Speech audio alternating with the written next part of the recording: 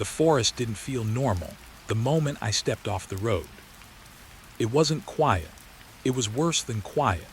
It was like the sound had been taken out of the air, like someone had pressed pause on the world without telling me. My boots sank into wet pine needles. The smell of old wood and cold soil filled my nose. I checked my watch out of habit. 12:14 a.m. I remember that clearly, because the next time I looked, it was 12:19. I stopped walking. That's when I noticed the cabin. It wasn't supposed to be there. At first, I thought it was just another abandoned structure. Old hunting cabin maybe. The kind you see sometimes deep in forests where people used to go before phones and maps and all that. But something felt off. It was too still. No wind moved through the trees around it. No insects. Even the branches didn't creak. Just that cabin, sitting there like it had been waiting. I walked closer. The wooden walls were dark, almost black, like they had been soaked in rain for years. The roof sagged slightly in the middle. One window was broken, glass missing and uneven teeth. My watch ticked. 12:17. Then 12:13. I frowned. I stopped again and held my wrist up close to my face. The second hand moved, then hesitated, then jumped backward. I let out a short laugh without meaning to. Okay, I whispered to myself, that's new. I tapped the glass once, twice. The watch stuttered. 12:20. 12:16. 12:21. My stomach tightened. I looked up at the cabin again, suddenly less interested in its shape and more aware of how it made me feel. Like it was watching me.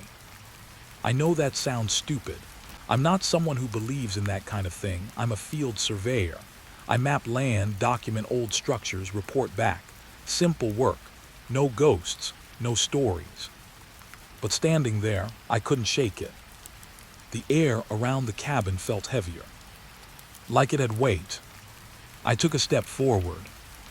The wood of the porch creaked under my boot, and my watch immediately jumped to 12:25. Then back to 12:18. I froze. My breathing got slower without me deciding it. Something about the timing felt wrong in a way I couldn't explain. Not just broken, like reality itself was miscounting. I stepped back down. The watch stabilized. 12:18. I swallowed. Okay, I said again, but this time my voice sounded smaller. Just a malfunction. But I knew that wasn't it. Because when I moved closer to the cabin, time sped up. And when I stepped away, it slowed down. Like the building was pulling on it. I walked around the cabin slowly. Each step made my watch behave differently. 12:22. 12:15. 12:28. I stopped circling. My chest felt tight now. Not fear exactly. More like confusion that was starting to turn into something heavier. Something I didn't want to name. There was a door on the front side.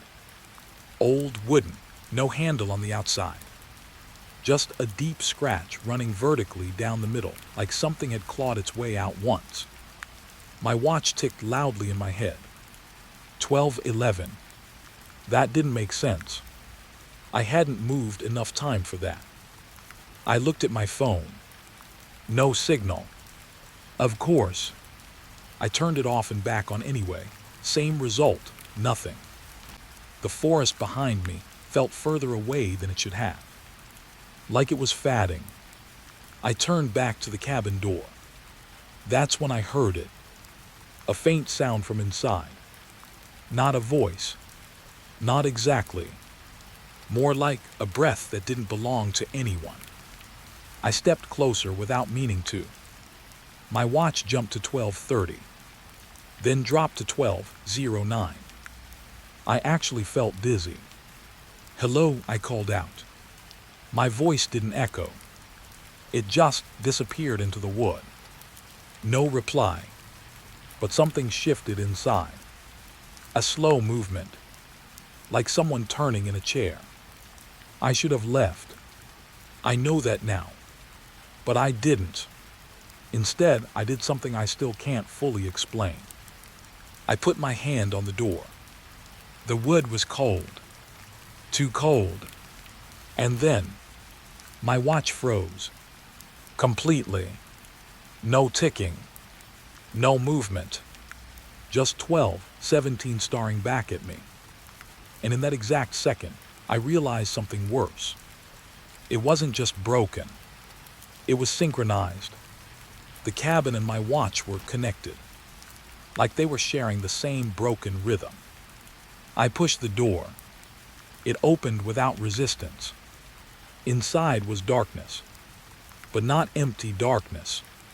It felt layered, like the air had thickness. I stepped in, and the door closed behind me on its own. Not slammed, just a soft, careful click, like it didn't want to scare me. That scared me more than anything. My watch started again immediately. 12:18, 12:10, 12:26. All wrong, all shifting. The cabin interior was larger than it looked from outside. That was the first impossible thing. The second was the fireplace. It was burning. Not brightly. Not warmly. Just steadily. Like it had been burning for a long time without ever changing. No smoke. No ash falling. Just flame holding its shape like it was paused in motion. I stepped closer. My footsteps didn't sound right. They were delayed, like the floor was thinking about whether to respond. On the wall, I saw something carved. Lines, hundreds of them, some deep, some shallow, like someone had been marking time. I touched one. The wood felt slightly warm. My watch jumped backward again. 12:14. Then forward. 12:23. I pulled my hand away fast. My breathing sped up now. I couldn't control it. Something in this cabin wasn't just affecting time. It was measuring it, or correcting it, or breaking it on purpose. A chair near the fireplace shifted slightly. Just a few inches. My eyes locked onto it immediately. It had not been moving before. I was sure of that. Then I heard it. A voice. Very soft. Not behind me. Not in front of me. Just present. You're early. I turned sharply. No one there. But the voice stayed in the air like dust refusing to settle. My watch flickered again. 12:19. 12:12. 12:19. I stepped back. The floor creaked, and the fire in the fireplace suddenly leaned to the left, like something had walked past it. Something I couldn't see. I whispered, "Who's there?" No answer, but the chair shifted again. Closer this time. Just slightly. I realized something then that made my skin go cold. Every time I checked my watch, the cabin responded.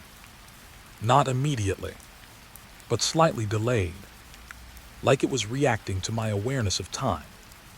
Not time itself. My eyes moved back to the fireplace. The flame flickered. Once, twice, then held still, like it was waiting. My watch stopped again. 12:17. Perfectly still. And I understood in a slow, sinking way that 12:17 was not a time anymore. It was a condition. A loop. A point the cabin kept returning to. The air felt tighter, like the room was slowly remembering me. I stepped backward toward the door. My heel hit something on the floor. I looked down. A set of footprints. Fresh, but wrong, because they were already leading back toward me, as if someone had walked in after me. or before me, or at the same time. I froze. The fireplace flame bent again, and this time I swear I heard breathing, right beside my ear. Slow, patient, familiar. My watch ticked once, then stopped again. 12:17. And the last thing I remember clearly from that moment was the realization that I was no longer outside time. I was inside the hour that didn't move forward, and something else was already there with me. The fire is still burning. That's the first thing I notice when I open my eyes again. Not dimming, not growing, not changing at all. Just there, like time forgot it. My throat is dry. My head feels heavy, like I slept without sleeping. I don't even remember sitting down, but I'm on the wooden floor near the fireplace. The cabin is silent. Too silent. Even the sound from before, the breathing, the chair movement, it's gone. Only the fire remains. And my watch. It's back. 12:17. Frozen. Again. I stare at it, waiting for it to do something. Anything. Nothing. The second hand doesn't move. The glass doesn't flicker. It's just stuck like the moment itself decided to stop existing. I slowly lift my eyes toward the fire. And that's when I see it clearly for the first time. The flames are wrong. They don't rise like normal fire. They loop. They move upward, then slightly backward, then forward again, like a broken video repeating the same second over and over. No smoke. No crackling ash. No heat distortion in the air. Just light pretending to be fire. I swallow hard. My mouth tastes like metal. I force myself to stand. The floor creaks under me, but the sound feels delayed, like the cabin hears it late. I take one step closer to the fireplace. The warmth hits my face instantly. Too perfect. Too stable. Real fire changes. It flickers, it reacts. This doesn't react to anything. It just exists. I crouch slowly. My hand moves toward it before I even think. Something in me wants to stop myself, but curiosity is louder. My fingers hover just above the flame. No pain. No heat burn warning. Nothing. I blink. And for half a second, I swear the flame freezes completely. Like it noticed me. Then it resumes. I pull my hand back immediately. My heart is beating harder now. Not fast. Just heavy. Like each beat is dragging something behind it. I look around the room again. That's when I see the wall. The carved lines. They are more visible now. More detailed. Last time I saw them, they were random scratches. Now they look structured. Like someone was counting. Or recording. I stand and walk closer. The wood is marked in repeating patterns. Short lines. Groups of 5. Then longer gaps. Then 5 again. My stomach tightens. This isn't random. This is measurement. Time measurement. I trace one line with my finger. The second I touch it, the fire flickers sharply. Once, like it reacted, I pull my hand back fast, and my watch suddenly jumps. 12:17 right arrow 12, 21 right arrow 12, 17. It stutters like it's confused. I step away from the wall. The fire calms again. I stop breathing for a second. No, I whisper, that's not possible. But the cabin doesn't care what's possible. It only responds. I walk back toward the fireplace slowly. This time I don't touch anything. I just watch. And I realize something I missed before. The fire is not burning wood. There is no wood inside it. No logs. No fuel source. It is just flame suspended in air, burning nothing, creating nothing, but still alive. My mind tries to explain it. Gas leak, hidden fuel line, old system. But nothing fits, because I've seen enough cabins to know this isn't normal fire behavior. This is something else pretending to be fire. A sound breaks the silence. A soft pop. I jump slightly. One of the carved lines on the wall darkens. Just a little, like ink spreading into wood. I stare at it. Then I hear it again. Pop. Another line darkens. I step back. My watch flickers. 12:17, then 12:16, then 12:18. It can't decide. I look at the fire again, and I notice something new. The flame is slightly higher now. Not bigger, just more present, like it's paying attention.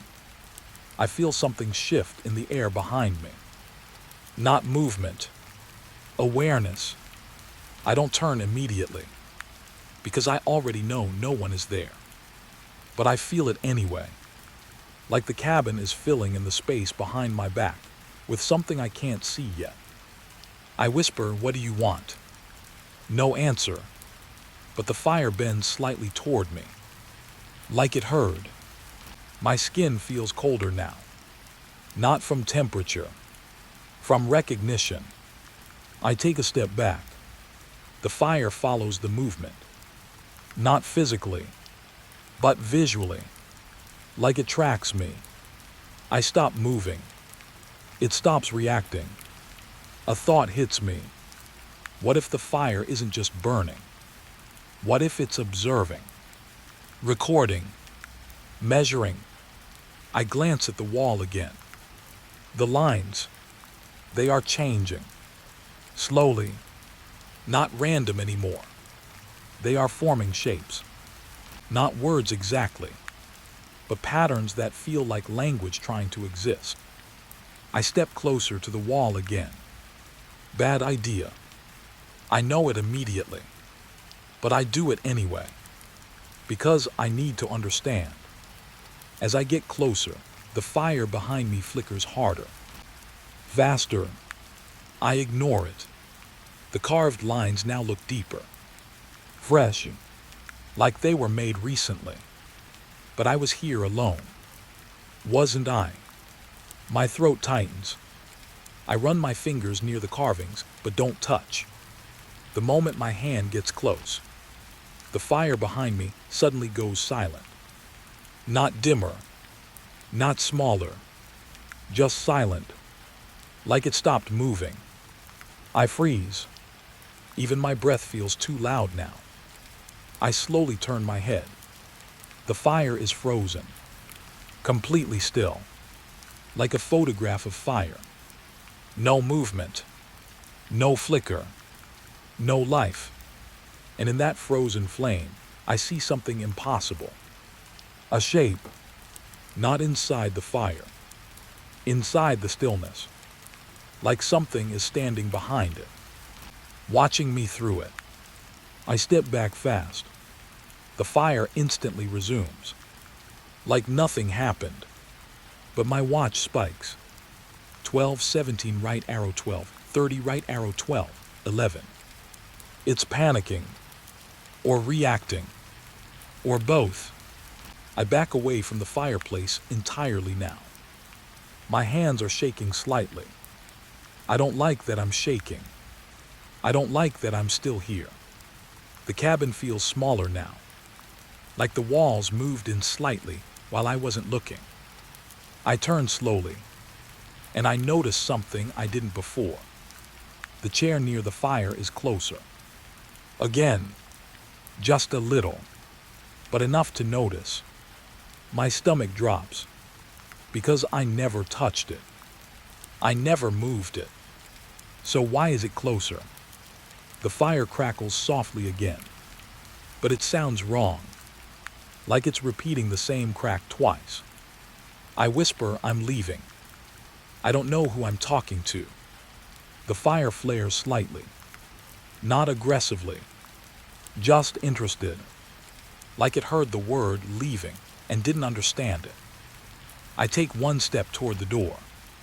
The fire shifts instantly, not physically, but emotionally, like the cabin itself tightened. My watch freezes again. 12:17. Perfect lock. I stop moving because I realize something I didn't want to realize. Every time I try to leave, time locks, the fire stabilizes, and the cabin resets. It wants me here. Or worse, it needs me here. A low sound comes from the fireplace. Not crackling, not burning, more like a whisper trapped inside heat. I can't understand the words, but I feel them, like they are being pressed into my thoughts instead of my ears. My eyes move back to the flame, and for a split second, I see a reflection. Not mine, something standing just behind me. But when I turn, nothing, only silence again. The fire continues burning. Perfect, unchanged, eternal, like it has been burning the same second since the beginning of time. And I realize something I can't shake. The fire is not aging, because nothing inside this cabin is allowed to move forward. Not even me. My watch ticks once, then stops again. 12:17. And this time, I understand the worst part. I'm not stuck in a place. I'm stuck in what the fire remembers. And it remembers me very clearly. The problem starts with footprints that don't match my steps. I notice them near the fireplace. Fresh, clean edges, no dust on them. But they are not mine, because I haven't moved that way. And they are already inside the cabin. Not coming in. Already here. My stomach tightens. I slowly crouch near the floor. The wood is warm again, like it remembers pressure. The footprints are circling the room. One full loop, then stopping near the wall. I swallow hard. "Hello," I whisper. My voice feels thin, like the cabin is eating it before it finishes. No answer, but the fire behind me flickers once. Not randomly, like a reaction. I turn slightly. The flame is still wrong, still that endless loop of motion that never changes. But now it feels different, like it's waiting for me to notice something. I turn back to the footprints, and that's when I see it. A second set, overlapping the first, but older, darker, like they've been there longer than the wood itself. My breath slows, because I realize something that makes my chest feel tight. These prints are not entering the cabin. They are forming inside it, as if someone is being recreated here. Again and again. My watch flickers behind my wrist. I don't even need to look. I already know. 12:17. Still locked. The same hour that refuses to move. I stand slowly. The chair near the fireplace shifts again. Closer than before. But this time I don't react. Because I hear something else now. A sound from the back room. A soft dragging. Like someone pulling their feet across the floor. Slow. Careful. Alive. I don't move. My mind tries to explain it. Wind, structure settling, old wood reacting. But none of it fits. Because the sound is too deliberate. Too human. It stops. Silence returns. And in that silence, I hear breathing again. Not behind me. Not in front. To the left. Near the hallway that leads deeper into the cabin.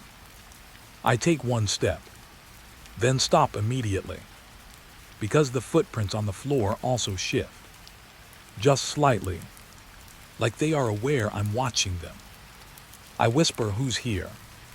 No answer, but the fire brightens for half a second, then dims, like it blinked. My throat goes dry. I take another step forward. The hallway is darker than it should be. Not just low light. It feels like depth without space, like it stretches further than the cabin allows.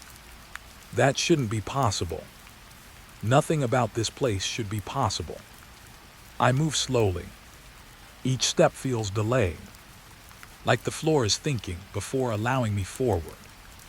The dragging sound returns, closer this time. I stop at the hallway entrance, and I see something that shouldn't exist. A jacket hanging on a nail, old, wet at the edges, but still swinging slightly, like someone just took it off. My heart tightens, because I know I didn't hang anything there, and I know no one else was supposed to be here. I step closer. The jacket has mud on it, fresh mud. My eyes move down. Boots underneath it, still filled slightly, like they were removed seconds ago. I whisper no, because the cabin was empty when I came in.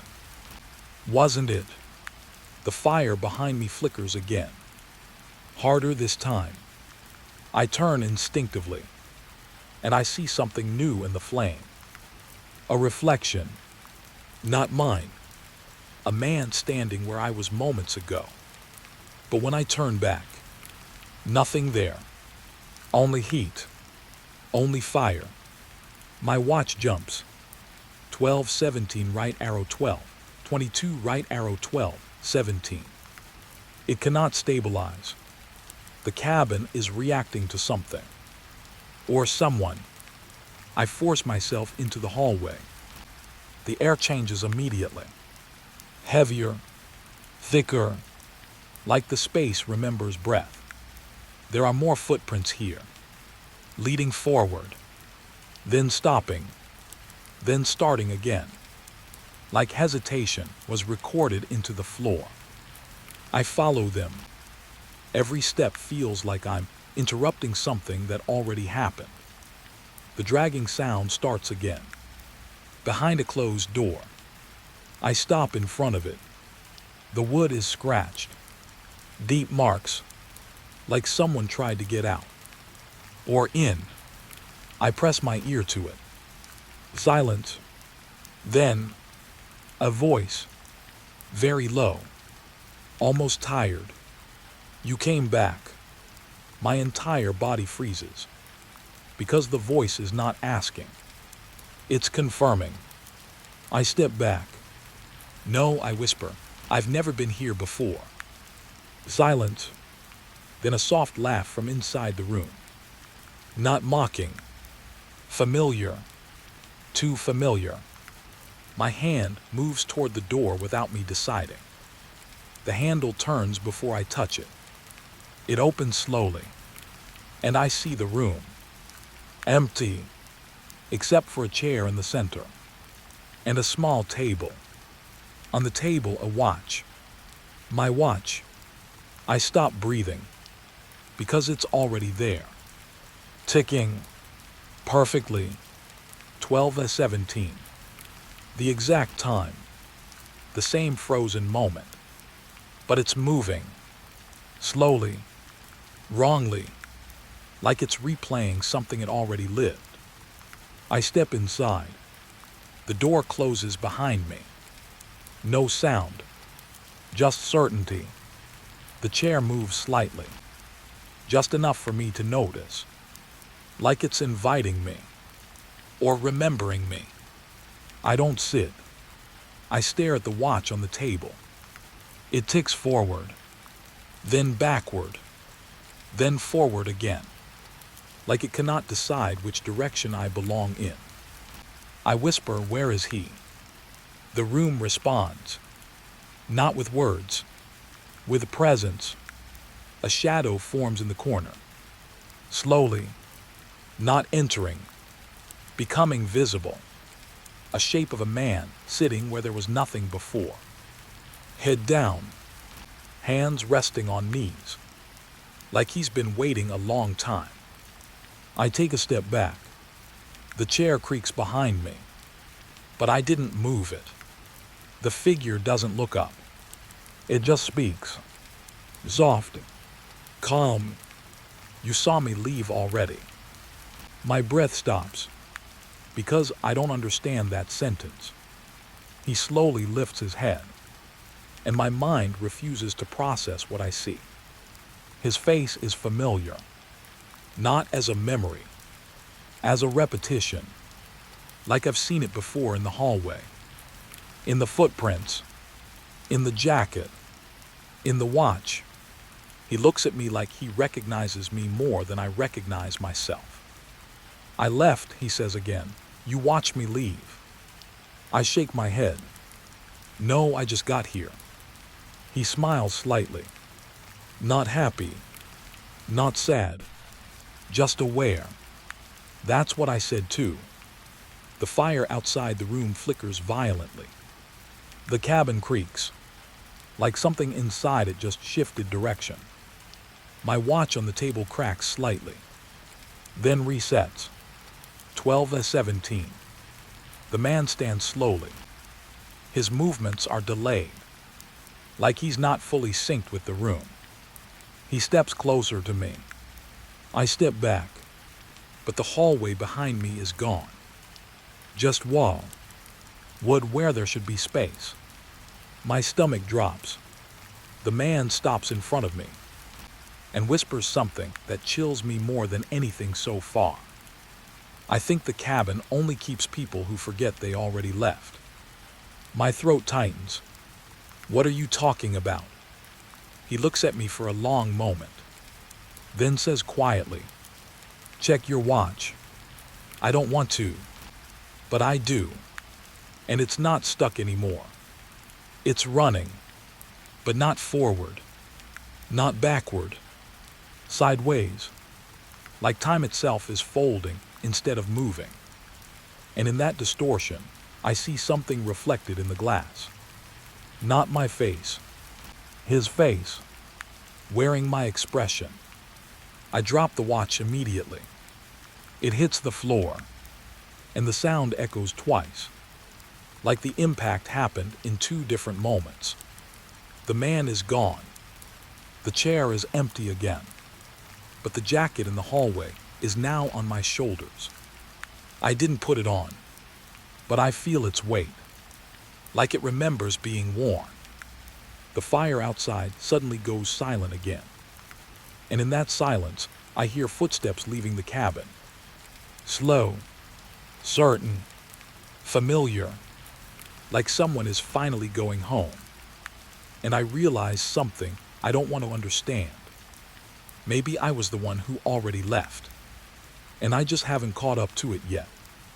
I can feel it the moment I try to leave the room. The wall is closer than it was a second ago. Not dramatically, not enough to scream about. Just enough that I notice. And in a place like this, noticing is the dangerous part. My breath slows. My hand is still on the doorknob. But the door is no longer a door. It feels flatter now, like the cabin is deciding it doesn't need an exit there anymore. I step back. The floor creaks once, then again. The same sound. Exactly the same. I freeze, because I've heard that creak before. A second ago, or maybe earlier. My mind tries to place it, but it slips away like water. I look down at the wooden floor. The scratches near my feet, they are different. No, not different. Reset. That's the only word that fits. Like someone erased them lightly and drew them again in the same place. My stomach tightens. This isn't real, I whisper. But even I don't believe my own voice. The room feels familiar in a way that makes my skin crawl. Not like I've been here before. like I've just left it and came back without noticing. I take one step forward. The floor creaks again. The exact same creak. Same tone, same timing. My head snaps up. The chair in the center of the room is facing slightly left. I remember it facing forward. I'm sure of it. I walk toward it slowly. Each step feels like it's being measured. Watched. The fire outside the room flickers once through the open doorway. Still burning. Still wrong. Still alive in a way fire should not be. I reach the chair. It's warm. Too warm. Like someone just stood up from it. I swallow hard and turn my head slowly around the room. And that's when I see it. The watch. On the table again. The same table. Same position.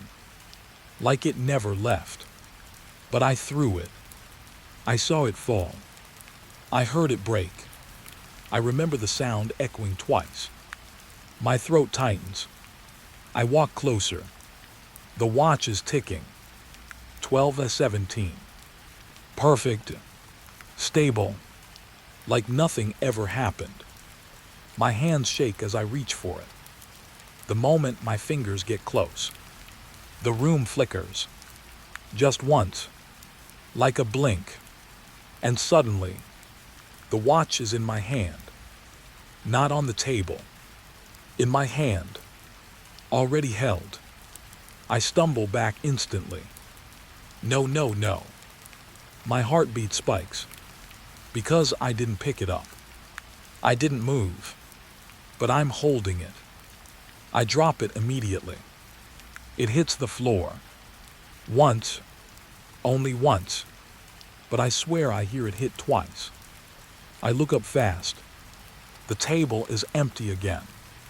No watch. Nothing. My mind goes blank for a second. Then I hear the creak again. Behind me. I turn.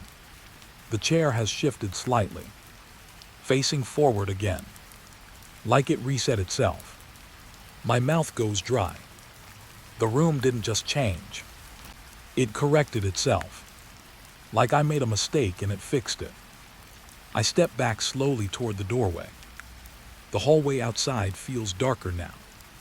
Not physically darker. Just less stable. Like it might not exist if I blink too hard. I take another step. The floor creaks. The same creak again. I stop. My eyes lock onto the floorboard near my foot. A scratch appears. Slowly. Fresh. Like someone is carving it right now. But there's no one here. Only me. And something I cannot see. I whisper stop. The scratch freezes. Then disappears.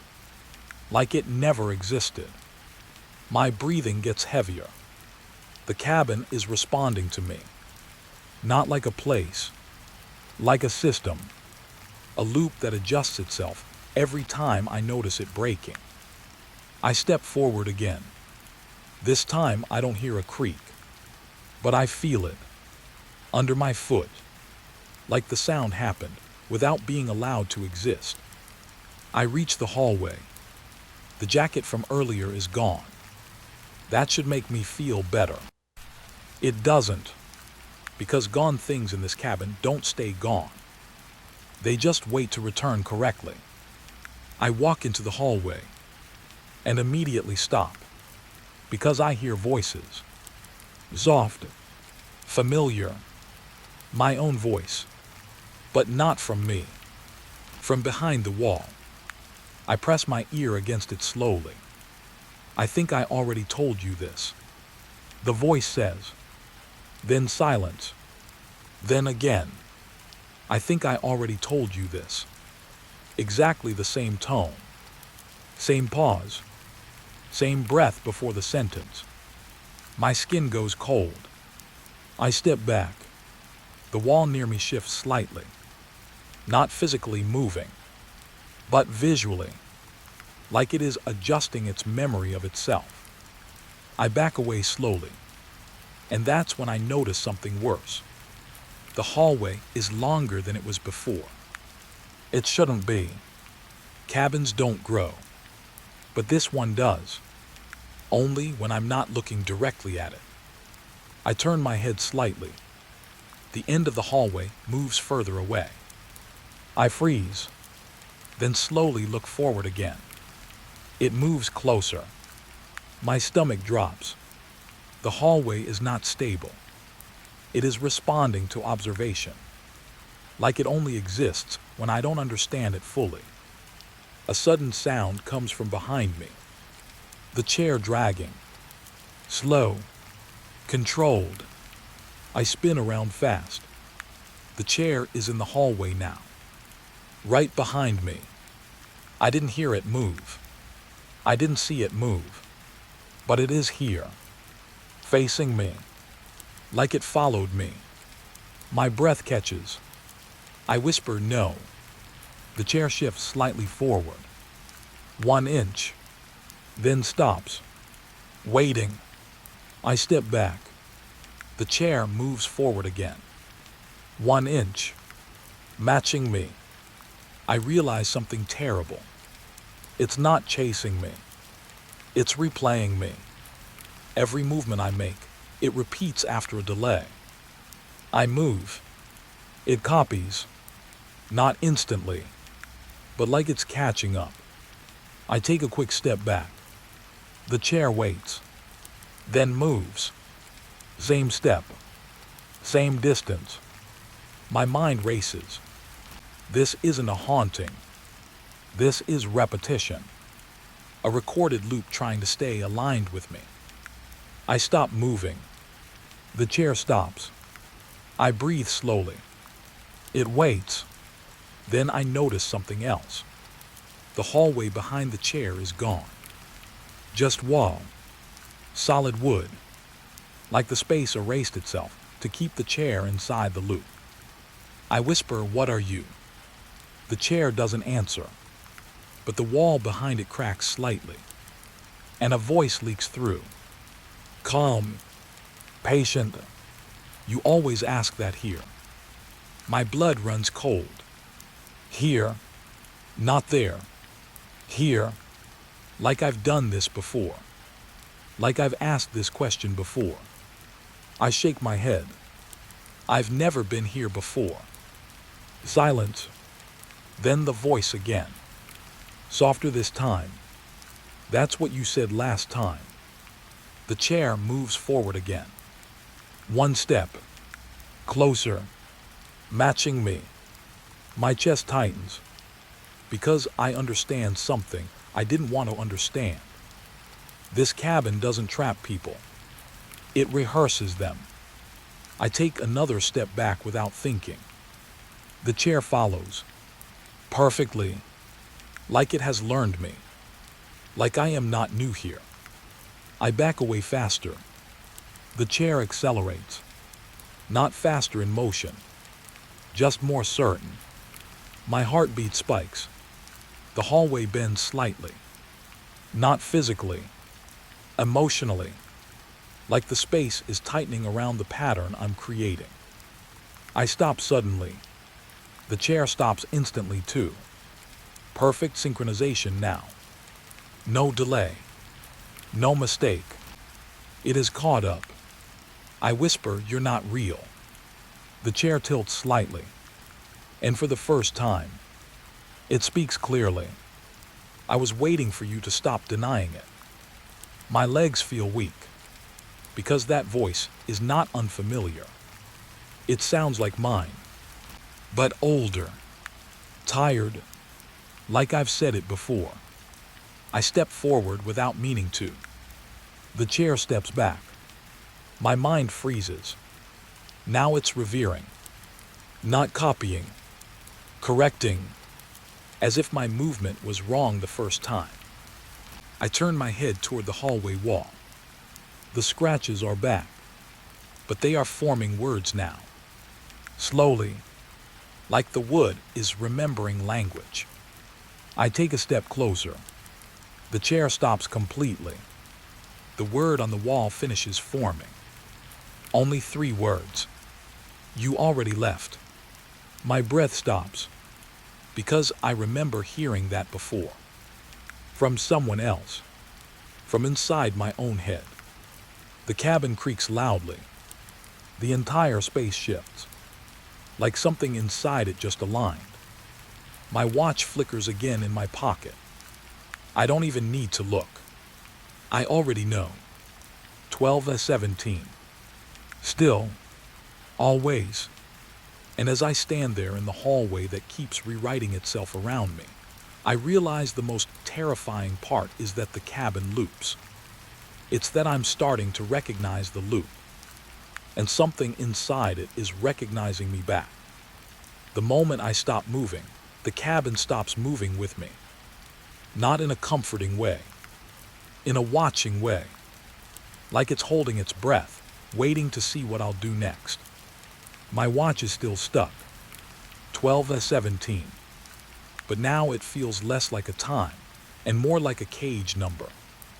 I stand in the hallway, not sure where the room ends anymore. The walls don't feel fixed. They feel negotiable. Like they can agree to be closer or farther, depending on what I believe. That thought alone almost makes me laugh. Almost. Because nothing about this is funny anymore. The chair is still there behind me. But I don't turn. I already know what I'll see. It will be closer if I look. Farther if I don't. Or maybe both at the same time. I swallow hard. My mouth tastes like cold metal again. That taste never leaves now. I take 1 step forward. The floor responds instantly. A creak. The same creak. Identical. Not similar. Identical. And that's when I realize something that makes my stomach drop. I've heard this creak before. Not just in this cabin. In this moment. Like it's been played back for me more than once. My breathing slows without permission. I whisper, "This already happened." The words feel wrong as soon as I say them. Because they don't feel like a discovery. They feel like a repetition. The hallway shifts slightly. Not physically, but emotionally. Like the cabin agrees with me. And that scares me more than resistance. I take another step. And suddenly, the wall to my right flickers. Just for a second. Like a broken image. And behind it, I see myself. Standing in the same hallway. Looking at the same wall. Same expression. Same hesitation. But older. Or maybe earlier. I stumble back instantly. My heart slams. No, no, no. The wall is normal again. Wood scratches dust. Nothing else. But I saw it.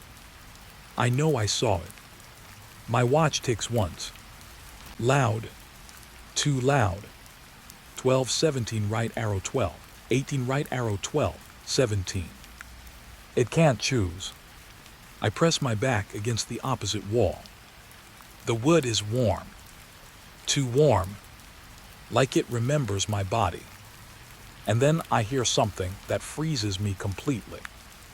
Footsteps. Not behind me. Not in front.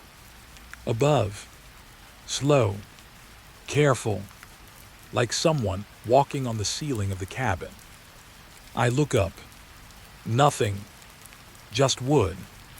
But the footsteps continue. Perfect rhythm.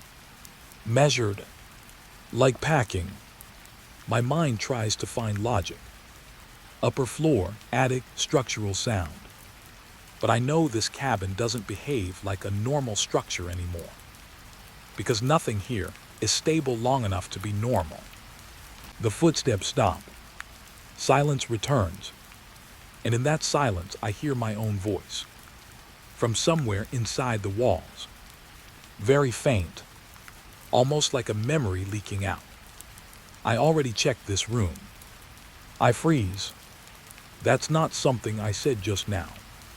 But it sounds like me. Exactly like me. I step forward slowly. The hallway ahead is shorter now. That's the first wrong thing I notice. It should be longer. It was longer. But now it feels compressed. Like space forgot how big it was supposed to be. I take another step. The hallway shortens again. My stomach tightens. The cabin isn't just looping time. It's folding space to match it. I whisper, "What are you doing?" No answer. But the floor creaks again. The same creak. Same position. Same sound. My brain tries to separate it from memory, but it refuses. Because it doesn't feel like repetition. It feels like overlap. Like multiple versions of this moment happening on top of each other. I walk forward again. And suddenly, the hallway opens into the main room. But I never turned.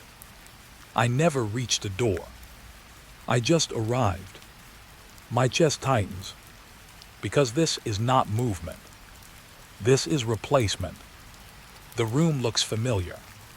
Fireplace still burning. Chair still there. Table still empty. Except it's not empty anymore. There's a notebook on it. My notebook. I walk toward it slowly. Every step feels delayed. Like I'm walking through someone else's memory of walking. I open the notebook. The pages are filled. My handwriting. But I didn't write this. At least I don't think I did. The first line makes my throat go dry. I tried leaving at 12:17. I flipped the page. Same handwriting. Same tone. I think I succeeded, but I came back. My fingers go numb. Another page. I think the cabin only exists when I stop believing it doesn't. I step back. The fire flickers sharply. Once, like a reaction, I turn toward it. And for the first time, I see no flame. Just static light. Like the idea of fire instead of fire itself. It shimmers, unstable. And in that shimmer, I see something again. A figure, standing in the reflection. Not moving. Watching me. I turn fast. Nothing. Only room. Only silence. But now I understand something new. The cabin is not showing me things. It is replaying me through itself. I am not seeing events. I am seeing versions. I step back toward the notebook. But it's gone. Just gone. The table is empty again. My chest tightens. Because I didn't see it disappear. I only saw it not exist anymore. Like existence itself is optional here. The chair creaks behind me. I don't turn. Because I already know what I'll see. Still closer. Still watching. Still waiting. I whisper, "What do you want from me?" The cabin answers without sound. The fire flares once. And suddenly, everything freezes. Not slows. Not flickers. Freezes. My breath. The air. The light. Even the dust. Everything holds still. Except me. I can move. Barely. Like I'm outside the rules for a second. I step forward slowly. The frozen fire looks like glass now. Perfect shape. No movement. No time. I walk toward it. And for the first time, I hear something clearly. Inside the silence. A voice. Calm. Close. You keep resetting it wrong. My heart stops. Because the voice is not coming from the room. It's coming from me. From inside my own chest. I stumble back. The freeze breaks instantly. Everything resumes. Too fast. Too normal. Like nothing happened. But I am not normal anymore. My breathing is uneven. My thoughts feel misaligned. Like I've been shifted slightly out of sync with myself. I look at my watch again. 12:17. Still, but now I understand it differently. It's not a time. It's a correction point. The cabin keeps pulling everything back to it. Me included. A loud creak comes from the hallway. I turn slowly. The hallway is gone. Just wall. No passage. No exit. Just sealed wood. I step forward. Touch it. Solid. Real. No door ever existed. My mind goes blank for a second.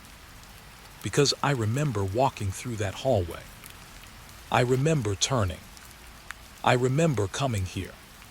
But the wall says I never did. Behind me, the chair moves again. 1 inch. Then stops. Waiting. Like it knows I'll repeat the movement eventually. I whisper this isn't real. And the cabin answers. Not with words, but with rearrangement. The fire shifts slightly to the left. The room becomes smaller. The floor creaks in a pattern I recognize too well now.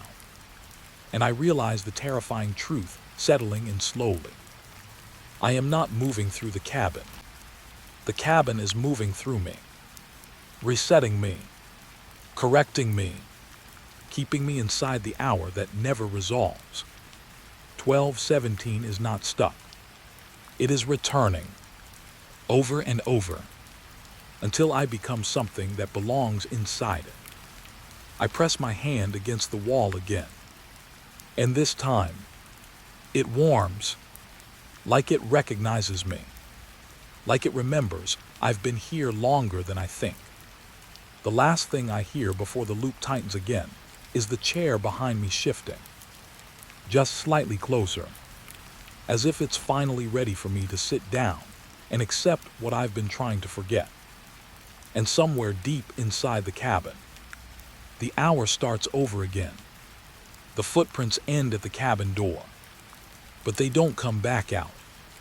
That's the first thing that feels wrong. The snow is fresh, thick, quiet. Its swallows sound like the world is holding its breath. I stand there, staring at the cabin in front of me. Old wood, dark, half buried in snow like it has been waiting a long time. My boots sink deeper when I step closer. One set of footprints, only one. Mine. But that's not what bothers me. What bothers me is the other set. They go in and stop at the door. Clean edges, fresh snow pushed aside. Someone walked inside. Not long ago. I swallow hard. Hello, I call out. My voice disappears into the trees. No echo. No reply. Just silence pressing back. I check the ground again. No exit prints. None. Whoever went in never came out. My fingers tight around my backpack strap. I tell myself it's simple. Maybe they left through the back. Maybe snow covered the tracks. But I already know that's not true. Because the snow is too perfect. No wind disturbance behind the cabin. No broken surface. Just untouched white. Except for the door. I move closer.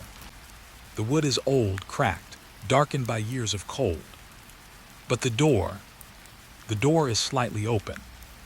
Just a gap. Like it was left that way on purpose. A slow breath escapes me. I didn't expect that. The wind shifts behind me. Soft. Cold. I hesitate. Then step forward anyway. The moment my boot hits the porch, the wood creaks under me. Loud. Too loud for something this old. Inside the cabin, something shifts. Not a sound exactly. More like awareness. like the space inside noticed me. I freeze. Nothing moves again. I wait. Nothing. I take another step. The door swings a little wider. Not pushed. Not pulled. Just allowing. My throat feels dry. Anyone inside? I try again. This time my voice sounds smaller, like the cabin is swallowing it piece by piece. Still nothing. I push the door fully open. It doesn't resist. Inside is darkness. Not complete darkness, just thick shadow. Layered, like the air has weight. I step in, and the door closes behind me. Soft, not a slam, not a warning, just a final click. I turn fast. The handle doesn't move anymore. Locked, or maybe just decided. My breath tightens. Okay, I whisper to myself, just a shelter, someone left it open. But I don't believe that, because the inside doesn't feel abandoned. It feels paused. A fire pit sits in the center, cold ash inside it. But the ash looks recently disturbed, like someone stirred it. A chair near it is slightly turned, not facing the fire, facing the door, facing me. I didn't like that immediately. I step closer. The floorboards creak under me. Each sound feels delayed, like the cabin hears it after I make it. My eyes scan the room slowly. No movement, no people, but the feeling of being watched doesn't leave. I move toward the fireplace. The ash is still warm. That's impossible. My fingers hover above it. Heat rises gently. Not fire heat. Leftover heat. Fresh. My chest tightens. Someone was here recently. Very recently. I step back, and that's when I see it. On the table, a mug, half full, steam rising, barely, still there, still alive. My stomach drops. I didn't hear anything. No movement, no footsteps, nothing. I slowly walk closer. The steam curls upward in thin threads. The liquid inside is dark. Tea maybe, or coffee. It doesn't matter. What matters is that it's still warm. I whisper hello. Silence. Then, a sound. From upstairs. A soft creak. My body goes still. I didn't know there was an upstairs. I look up. A narrow staircase is there. Dark, hidden in shadow. It wasn't visible before. I'm sure of that. I step back slightly. The cabin feels smaller now, like the walls moved in while I wasn't looking. Another creak comes from upstairs. Slower this time. Deliberate. Someone is up there. Or something is. I tighten my jaw. Hey, I call again. I'm not here to hurt you. No answer. But the creaking stops. Complete silence. Then, footsteps. One step. Pause. Another step. Slow. Careful. Coming down. My heart beats harder. I step back toward the door instinctively. Locked. Still locked. I didn't try it, I just know. The footsteps continue. Closer now. Each one measured. Like whoever it is already knows exactly where I am standing. I whisper, please. The footsteps stop at the top of the stairs. Silence again. Heavy. Waiting. I don't move. Because moving feels like permission. Then I see it. A shadow appears on the stairs. Just the edge of it at first. Then more. A man. Slowly descending. But something is wrong. He's not rushing, not reacting, just walking like this is normal, like I am the abnormal thing. My breath tightens. He reaches the bottom step, stops, looks at me. His face is pale, not injured, just drained, like he hasn't slept in a very long time. But what freezes me most is his eyes. Not fear, not confusion, recognition, like he was expecting me. He speaks, calm voice, soft. You're early. My stomach twists. Early for what? I ask. He tilts his head slightly, like I asked something obvious. For leaving, he says. I don't understand. I just got here, I say. He doesn't react to that. Instead, he looks past me, at the door, then back at me. You came in through the same door, he says. That's what I did too. My throat tightens. What happened to you? I ask. He pauses. Long. Too long. Then finally says, I left. A chill runs through me. You left, I repeat. He nods slowly. I walked out, I saw the snow. I saw the trees, I kept walking. He stops. His eyes narrow slightly. But I remember coming back. My skin goes cold. That doesn't make sense, I whisper. He gives a faint smile. I said that too. Silence fills the room. The mug on the table is still steaming. But now it feels different. Like it's listening. The man steps forward slightly. Not aggressive. Just closer. You shouldn't be here, he says. I didn't choose to be here, I reply quickly. He studies me, like he's trying to decide if I'm lying. Then he says something that makes my stomach drop. No one does. A sudden creak comes from behind me. I turn slightly. The door. It's open again. I didn't hear it open. I didn't see it move. But it is open. Cold air pours in. Snow visible outside. Freedom. I feel relief hit me for the first time. The man notices my reaction. He shakes his head slowly. Don't, he says. My voice tightens. Why? He looks at the open door. Then back at me. Because I already walked out, he says quietly, and I'm still here. My breath stops. I stare at him. He takes one step closer. Then another. And I realize something horrible. He's not trying to scare me. He's trying to warn me. The open door behind me suddenly feels wrong.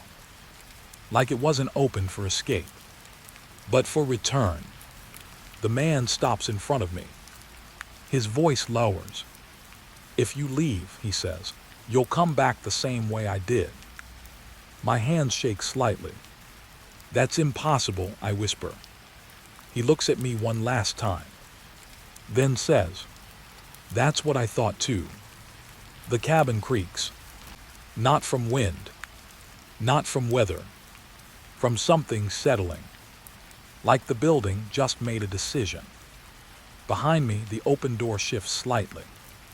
Snow drifts inside. But it doesn't feel like exit anymore. It feels like entry. And for the first time, I realize I never actually saw him come down the stairs. I only saw him appear where I was already looking.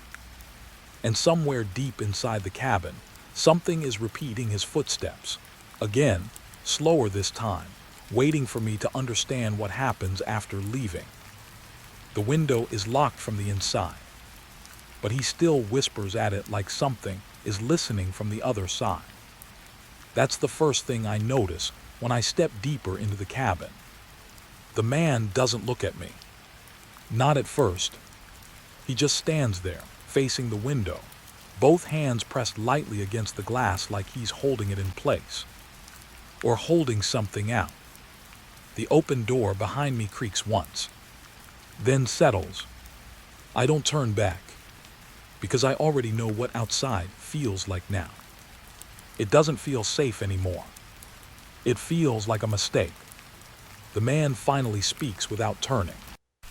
You saw him too, didn't you? His voice is calm. Too calm for someone standing like that.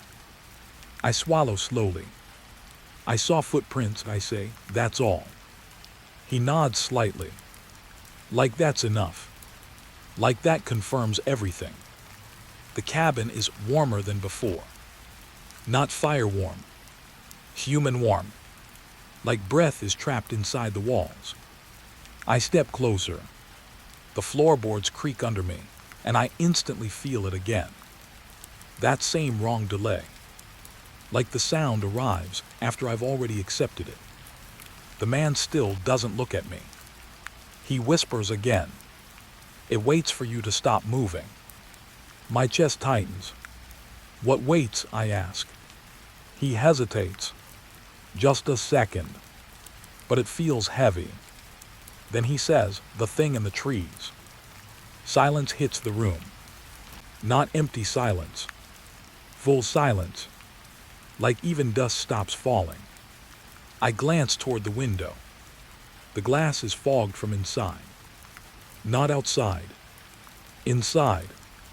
And there are marks on it. Fingerprints. Too many. All at different heights.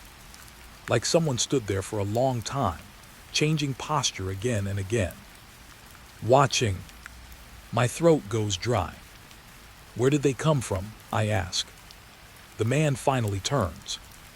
And I regret it instantly. Not because of injury. Not because of horror. Because of exhaustion. He looks like he hasn't blinked in a very long time. His eyes are red. Not from crying.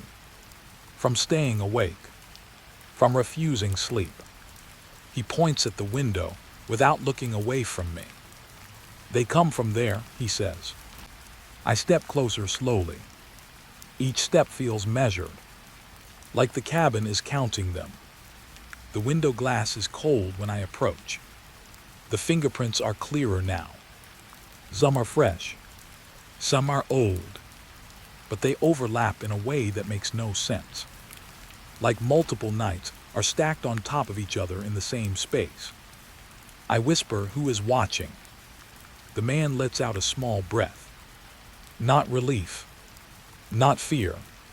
Just acceptance. I don't know what it is, he says, but I know when it's there. I turn my head slightly. Outside the window is the tree line. Dark, dense still. Snow falls slowly. But something about it feels wrong. Too controlled. Too soft. Like it's not falling naturally. The man speaks again, quieter now. It comes when the forest gets quiet. I frown. The forest is always quiet. He shakes his head slowly. No, not like this. He steps closer to the window beside me. His shoulder almost touches mine. But he doesn't acknowledge it. His eyes stay fixed outside. I hear it stop everything, he says. Wind, birds, even my thoughts feel paused. I look at him. You've been here long. He hesitates. That hesitation feels like a crack in time. Then he says, long enough to stop counting. My stomach tightens. That's not an answer. That's a collapse of memory. I look back outside. The trees don't move. Not even slightly. That's when I notice it. No wind. Not a single branch shifting. Snow falling straight down like it's being dropped instead of carried. The world outside feels disconnected. Like a paused film playing wrong. The man suddenly whispers, "Don't look too long." I blink. What? He steps away from the window quickly. Like proximity itself is dangerous. Every time I watch it too long, he says, it notices I'm watching. My chest tightens. That doesn't make sense, I say. He gives a small, tired smile. Nothing here does. A soft creak comes from upstairs again. Both of us freeze. I didn't hear footsteps this time. Just that sound. Like pressure shifting. The man closes his eyes briefly. No, he whispers, not now. I look at him. What's upstairs? He shakes his head. I don't go up there anymore. That answer makes everything worse. Another creak. Closer. The man steps away from the window now, slowly backing toward the center of the room. Listen, he says, if it gets quiet outside and inside at the same time. He stops, like he regrets finishing the sentence. I wait. My heartbeat feels too loud. He finally says it. Don't move. Silence drops again. Even the cabin feels like it is listening. I slowly turn back toward the window. The forest is still there. Still wrong. But now something is different. The snow has stopped. Completely. No falling. No drifting. Just frozen air. Like time itself forgot how to continue. The fingerprints on the glass are changing. Slowly. Not disappearing. Rearranging. My breath catches. One of them presses forward. From the other side. Not from outside. From inside the glass. I step back instantly. What was that? I whisper. The man doesn't answer. Because he's not looking at me anymore. He's looking at the window. And his face has changed. Not physically. Emotionally. Like he's remembering something he tried to forget. No, he whispers. Just that. No. I follow his gaze. And I see it. Between the trees. Something standing. Not clearly. Not fully. Just shape. Tall. Still. Too still. The forest around it looks slightly darker. Like light refuses to touch that space. My throat tightens. It's there, I ask. The man nods once. Slow. Heavy. Every night, he says. Always in the same place. I lean closer to the glass again. Against his warning. Because I need to see it. But as I do, the reflection in the window shifts. And I see something behind me. Not the man. Not the cabin.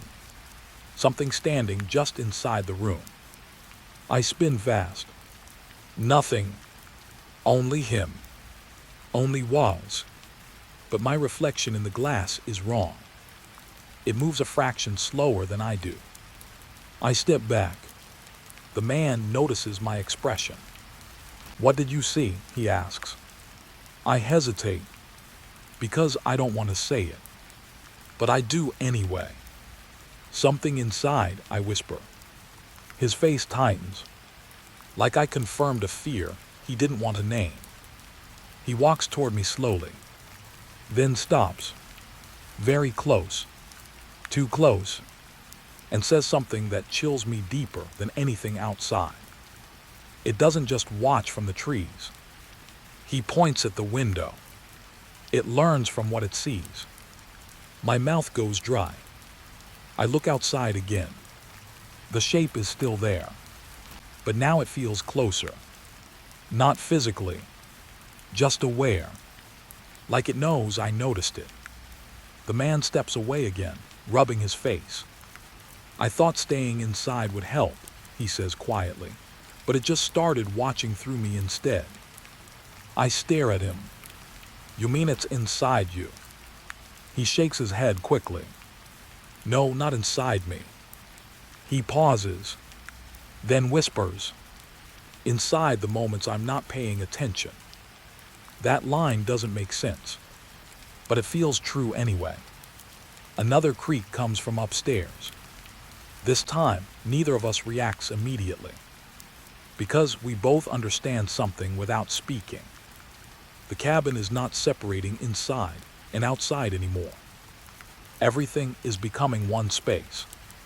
The man suddenly grabs my wrist. Firm, not aggressive, desperate. If you hear it stop moving outside, he says, don't look at the window again. I try to pull away. Why? His grip tightens slightly. Because for the first time, fear breaks through his calm. Because that's when it starts looking back. The wind outside vanishes completely. The silence deepens. And somewhere in the frozen forest, something begins to turn its head toward the cabin. The snow stops moving. That's the first thing I notice. Not slowly, not gradually. It just stops, like someone erased motion from the world. I stand at the window, my breath fogging the glass, and I realize I haven't blinked in a while. The man is still gripping my wrist, but his grip is weaker now, like he's thinking about letting go, or forgetting why he held on in the first place. Outside, the forest is wrong again. Too still, too perfect. No wind, no drifting snow, no sound. Just white space between dark trees. And then I see it. Shapes. At first, I think it's my eyes playing tricks. Small dark silhouettes between the trunks. Standing, not moving. I lean closer to the glass. My breath shakes. Do you see that? I whisper.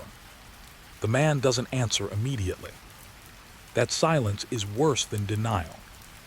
Then he says quietly, yes.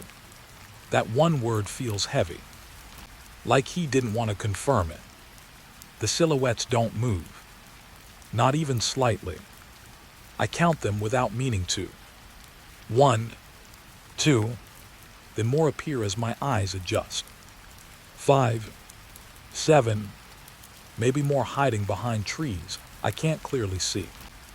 All of them facing the cabin, perfectly still, like they've been waiting a long time. My throat tightens. They're people, I ask. The man shakes his head once. Slow. I don't think so, he says. That answer makes my stomach drop, because he doesn't sound unsure. He sounds corrected, like he already tested that idea and it failed. Outside, one of the silhouettes shifts slightly. Just a fraction. My heart jumps, but it's not walking. It's adjusting posture, like something inside it remembered it was being watched. I step back from the window. The man doesn't. He stays close to the glass. Too close, almost touching it. His reflection blends with the outside shapes. For a moment, I can't tell which is real. Then he whispers, they don't move when we look directly. I frown. What do you mean? He doesn't answer right away. Instead, he slowly turns his head away from the window. The moment he does, one of the silhouettes moves. Not fast, not slow, just a single step forward, into clearer view. My breath catches. I look at it directly. It freezes instantly. Perfect stillness again. I blink. Then it moves again. One step, then stops. I turn to the man. What is that? I whisper. His jaw tightens. That's the problem, he says quietly. It changes depending on what we're doing. A cold wave runs through my body. I look back at the window. Now all of them are still again. Every single silhouette. Waiting. I step back slightly. The floor creaks. That sound feels too loud in this silence. And immediately, all silhouettes shift their heads at the same time. Not fully turning. Just a fraction. Like they heard it. My breath stops. The man closes his eyes for a second. Don't make noise, he says. I swallow hard. I barely moved, I whisper. He nods. That's enough here. Outside, one silhouette steps forward again.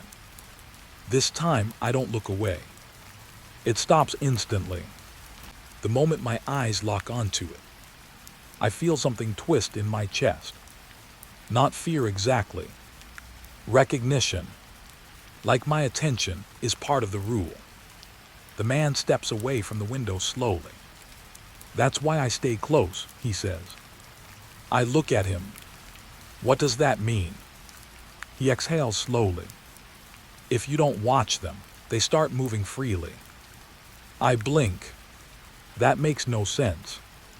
He gives a tired, almost sad smile. Nothing here needs to make sense, he says. Another silhouette appears between two trees, closer than the others. I didn't see it arrive. It just exists now. My stomach tightens. How long have they been there? I ask.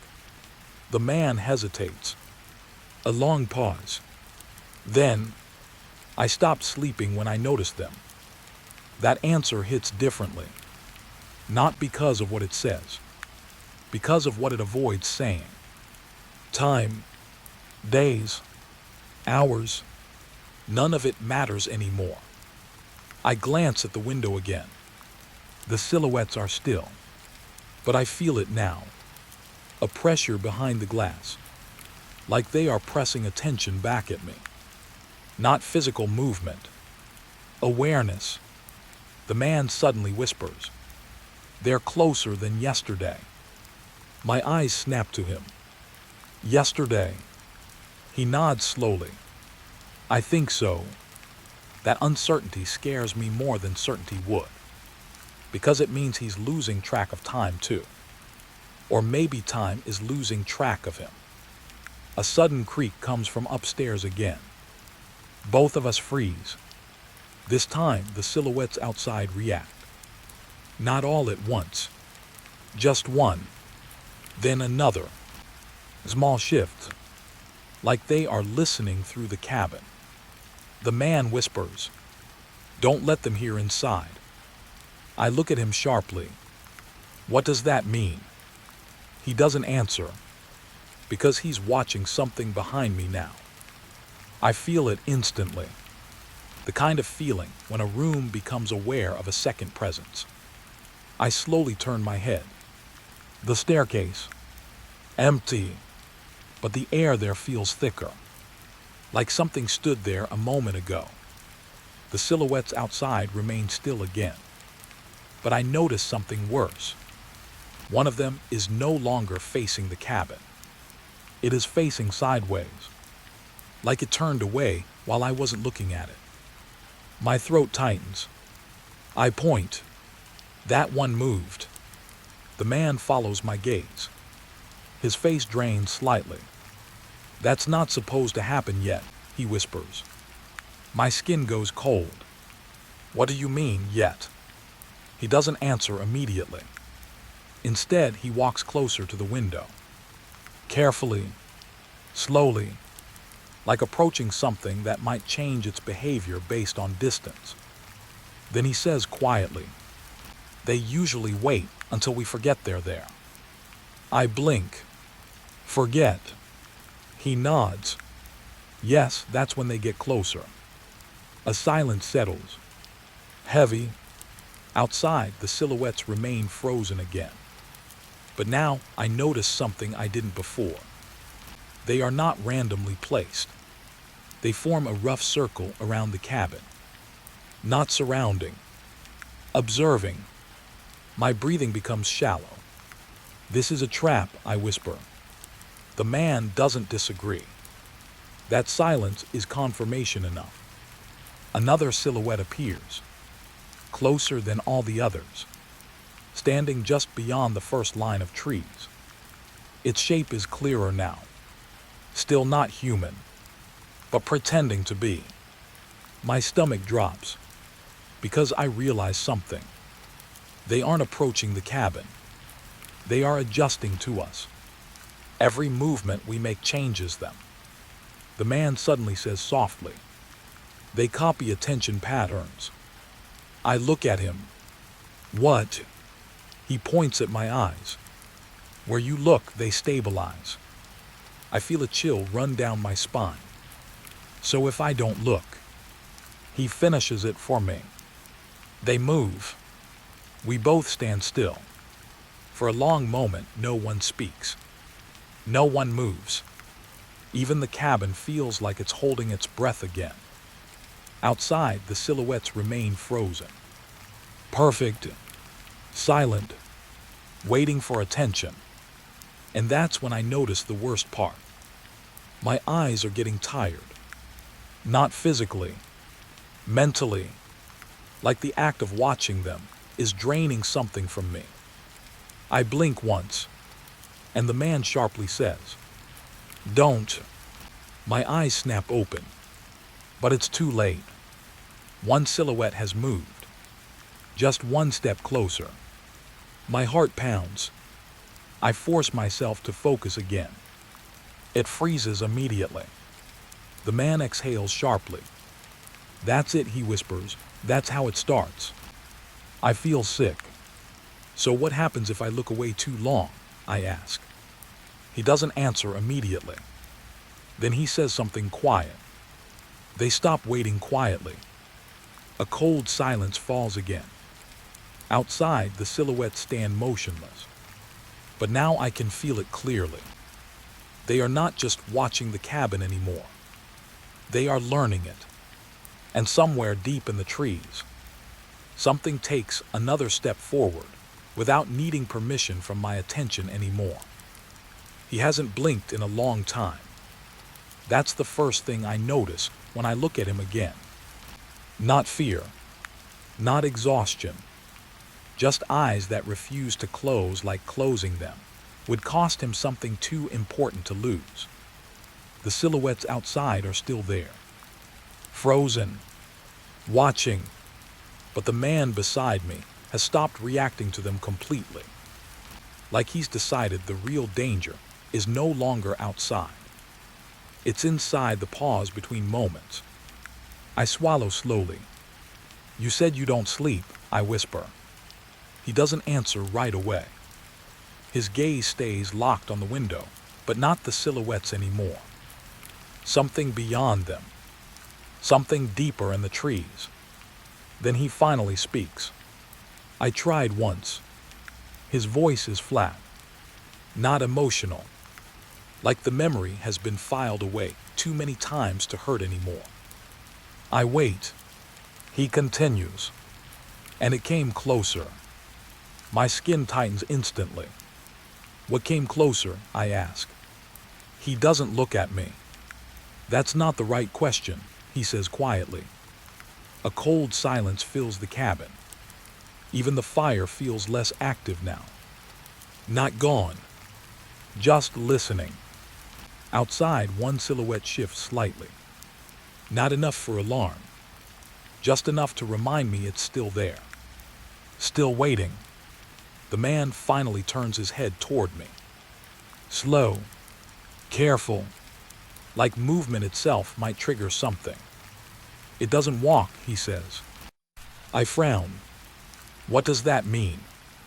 He pauses, long enough that I think he might stop talking. Then, it arrives when you stop paying attention to staying awake. My throat tightens. That doesn't make sense. He gives a faint, tired smile. That's what I thought too. A distant creak comes from the ceiling again. Both of us freeze. But this time, the man doesn't react like before. He just exhales slowly. Like he expected it. Like he's tired of being surprised. Outside, the silhouettes remain still. But I notice something I didn't before. They are slightly closer than before. Not dramatically. Just adjusted. Like the world resized itself while I wasn't watching. I take a small step back. The floor creaks. Immediately, the man whispers sharply. "Don't do that." I freeze. "Why?" I ask. He points toward the window without looking. Every sound gives it permission to check distance. My chest tightens. That thing outside is reacting to sound, I whisper. He shakes his head slowly. No, not sound. A pause. Then, awareness. That word sits wrong in my mind, like it doesn't belong in this place. I look at the silhouettes again, still frozen, still watching, but now I notice something else. My own reflection in the glass is slightly delayed. My movement doesn't match instantly. It lags, like the cabin is replaying me, a fraction of a second behind reality. I step closer to the window again without thinking. The man immediately grabs my arm. Hard, not aggressive, urgent. Don't give it consistent focus, he whispers. I pull back slightly. What happens if I do? I ask. He hesitates, then says, it starts sinking with you. A chill runs through my spine. Outside, one silhouette tilts its head. Not toward the cabin, toward me. My breath stops. It's not frozen anymore, just delayed, like it's catching up. The man steps away from me slowly. He looks worse now. Not physically, mentally, like something in him is wearing thin. You haven't slept either, have you? I ask quietly. He gives a small laugh. No humor in it. No one sleeps here, he says.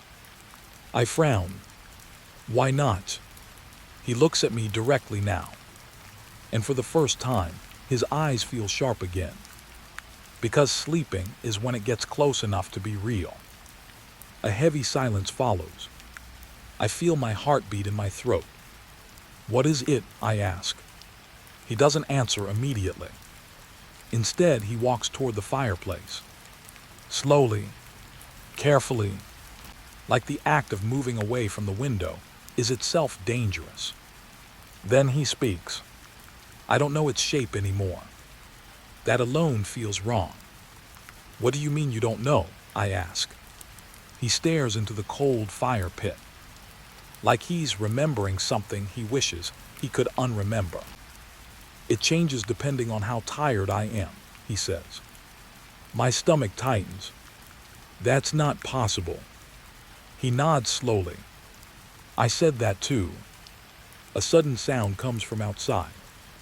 Not movement, not wind. Something like pressure shifting in the forest. All the silhouettes outside shift slightly. Not walking, just recalibrating. My body stiffens. The man whispers. It's listening harder now. I turn toward him. What did you do?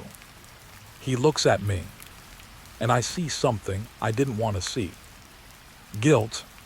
I blinked too long, he says. My throat goes dry. That's it. He nods. One moment of not watching properly. The silhouettes outside take one collective step forward. Not fast, not aggressive, just inevitable. My heart drops. They're closer, I whisper. He nods again. Yes. I step back instinctively. The man immediately reacts.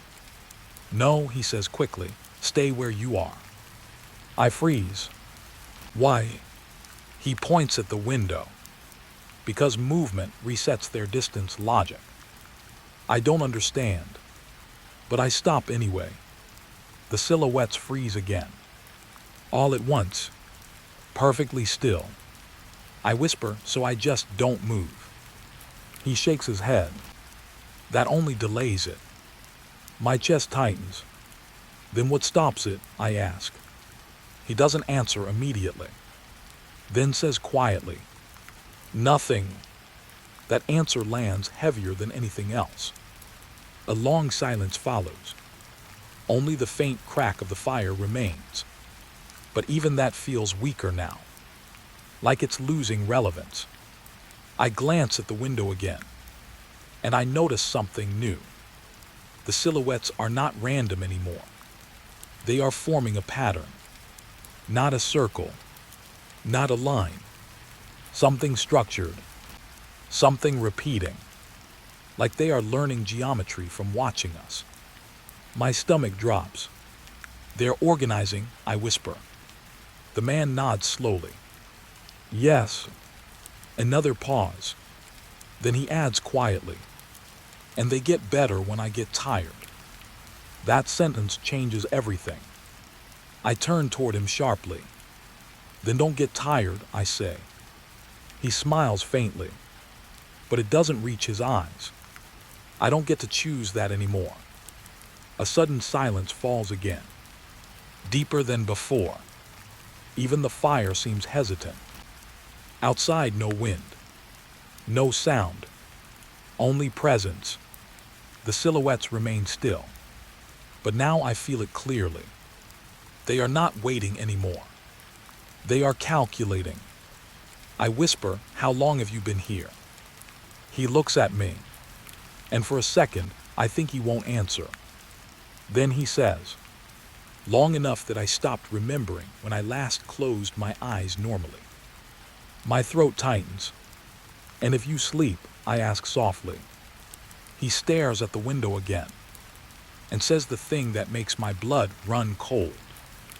Then I stop noticing what I become. A silence follows that I don't want to break, because I feel it now. Something about him is already unstable, like he's holding himself together only through awareness. Outside, one silhouette steps forward again. This time, it doesn't stop when I look at it. It only slows. My breath catches. "It didn't freeze," I whisper. The man nods slowly. "That means you're getting tired too." My chest tightens instantly. "I'm fine," I say quickly. But even as I say it, I feel it. The heaviness behind my eyes. The slow pull of exhaustion I didn't notice before. The man steps closer to me and whispers.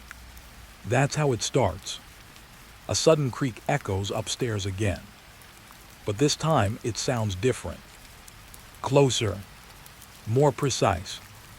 Like it's inside the cabin's breathing now. The silhouettes outside shift again. Slightly. Synchronizing. And for the first time, I realize the terrifying truth settling in slowly. It's not just watching us. It's learning what sleep looks like through us. And somewhere deep in the forest, something stops pretending to wait quietly. It wasn't on the map this morning.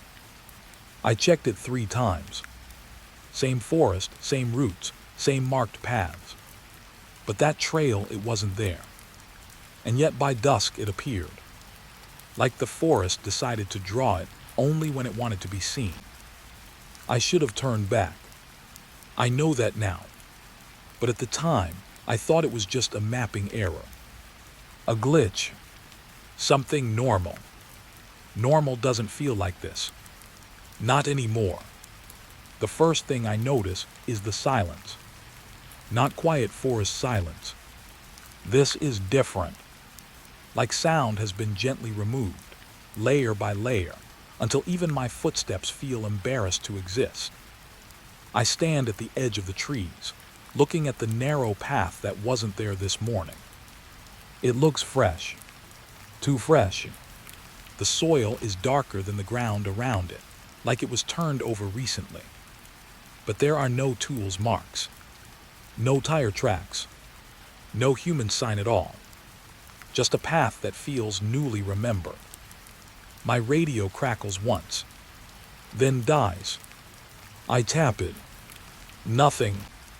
That should have been my second warning. Instead, I step forward. The moment I do, the temperature changes. Not colder, not warmer, just different. Like the forest adjusted its attention to me. I pause. Look back. The clearing behind me looks normal. Too normal. Like it's pretending nothing unusual is happening. I whisper to myself, just a short check, in and out. But my voice feels swallowed immediately. No echo. No return. The trail ahead bends slightly to the right. I follow it. The trees are closer here. Not physically, emotionally, like they're leaning in without moving. My boots press into soft soil.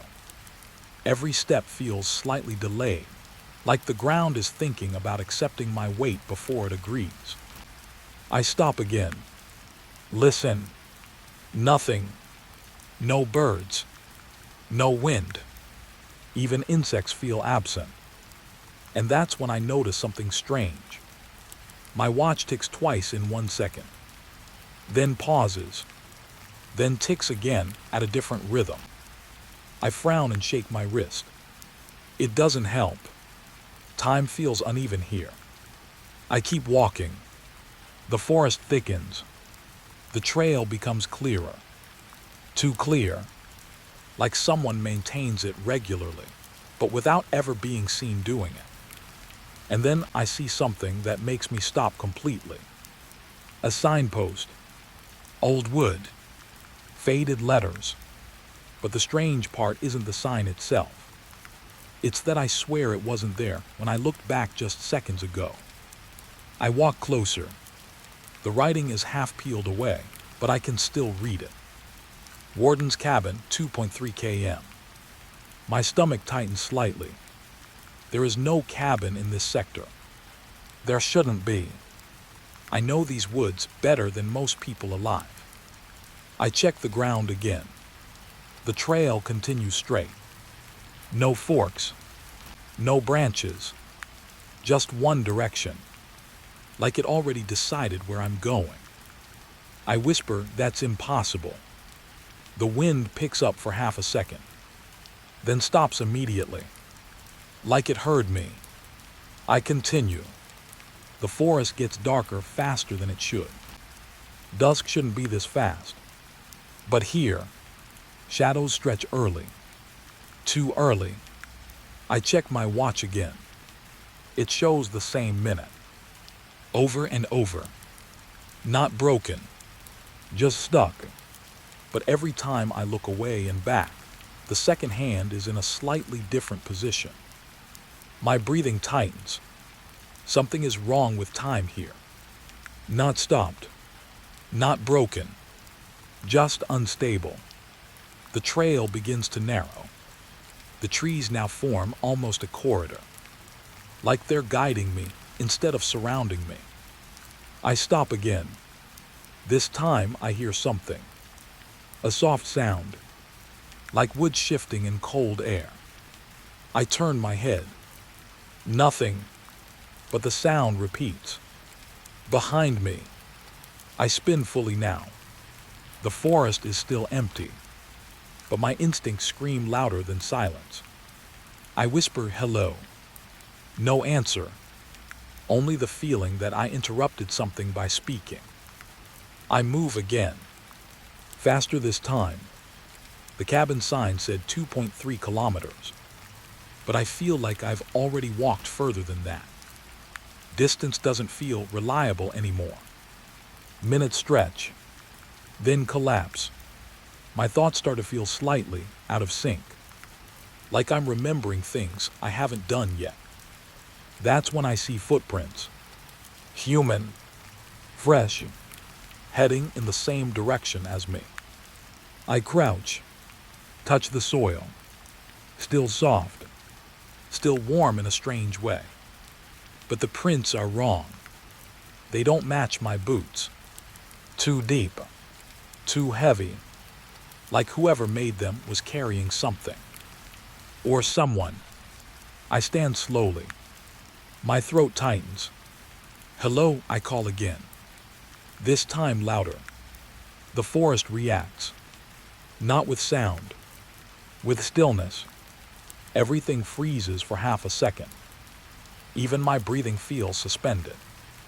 Then it resumes. I don't like that. Not at all. I follow the footprints. Now I'm not walking alone anymore, even if I am physically alone. The trail bends again. And there it is. The cabin. I stop so suddenly my chest hurts. It shouldn't be here. There was no structure marked on any grid. No satellite signal. No record. But it stands in front of me like it has always been here. Old wood. Dark windows. Still smoke rising faintly from the chimney. But it doesn't look alive. It looks aware. I take a slow step forward. The footprints end at the door. Only one set. Going in. Not coming out. My throat goes dry. I whisper someone is inside. But my voice feels uncertain now. Like even I don't believe it. I approach the door. It creaks before I touch it. That alone makes my skin tighten. I haven't even opened it. And it already reacted. I push gently. It opens. Inside is warm. Too warm. Like the air has been waiting for me specifically. A fire burns in the center hearth. Small. Controlled. Perfect. But there is no smoke smell. No ash. Just heat. Sustained heat. And that's when I realize something worse. The cabin is clean. Too clean for something abandoned. Someone lives here. Or someone just left. I step inside slowly. The door closes behind me on its own. Not slamming. Not fast. Just deciding. I freeze. I didn't touch it. But it closed anyway.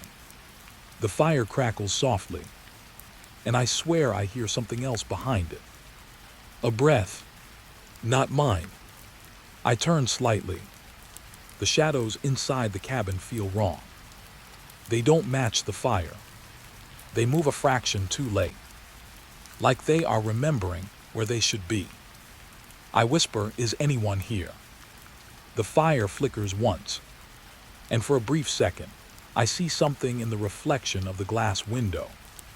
A shape behind me. Standing too still. Too close. But when I turn, nothing. Only warmth. Only silence. Only the cabin pretending it is alone. And then I notice something carved into the wooden wall near the fire. Fresh. Very fresh. It reads, "Do not wait until it finds you outside." My breath stops completely because I realize something that makes my stomach sink.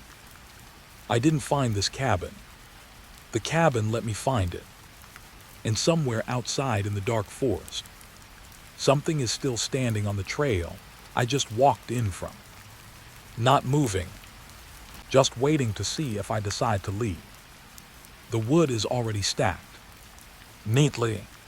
Too neatly. Like someone cared about symmetry in a place that should not care about anything at all. I step closer to the window again, my breath still uneven from what I read inside the cabin. The warning carved into the wall keeps repeating in my mind. Do not wait until it finds you outside.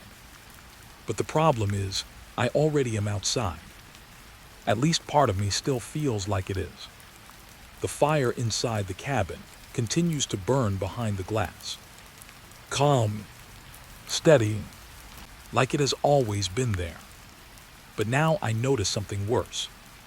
There is no smoke smell from the chimney. None at all. Just heat without consequence. That shouldn't be possible. I force myself to look away from the fire and step toward the door again. That's when I see it. The firewood, stacked beside the cabin wall. Fresh logs. Clean cuts. Light-colored wood still showing moisture at the center. They look like they were split today. Maybe even minutes ago. My throat tightens. I crouch slowly. Touch one piece. It's warm. Not cold forest wood. Not old storage. Warm. Like it was held recently. I pull my hand back instantly. No, I whisper. Because there is no logical explanation. No tracks in the snow. No drag marks. No human footprints leading here except mine.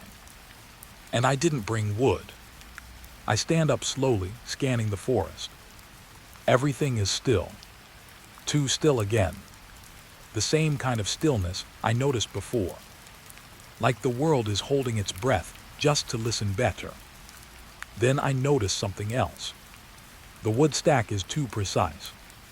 Every log aligned in the same direction. Same spacing. Same height. Not like survival stacking. Like instruction following stacking. Like something learned how humans organize firewood and copied it perfectly. A sound breaks the silence. Soft. A single crack. From the woods behind the cabin. I turn immediately. Nothing moves. But I feel it now. Not seen. Present. My hand slowly moves toward my radio again. Still dead. Of course it is. I take one careful step around the cabin. And that's when I see the ground. There are marks. Not footprints. Indentations. Like something heavy was placed down repeatedly. In a rhythm. Over and over. I follow them slowly. They lead from the forest edge to the wood stack. My stomach tightens. Someone carried these logs here.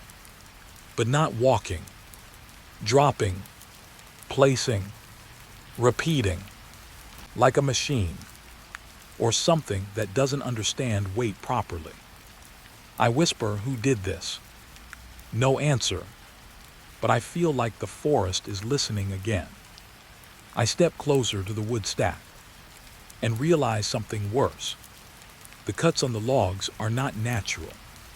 They are too clean, too straight, like they were made by a blade that never hesitates. But there are no tools here. No axe, no saw, nothing.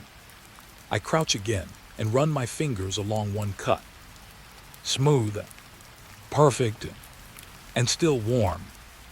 My pulse rises. This doesn't make sense, I whisper again. And the moment I say it, a crack comes from inside the cabin. I freeze, slowly turn my head. The fire inside flickers once, then steadies. But I notice something new. The shadows inside the cabin shift slightly, not matching the fire, not matching reality.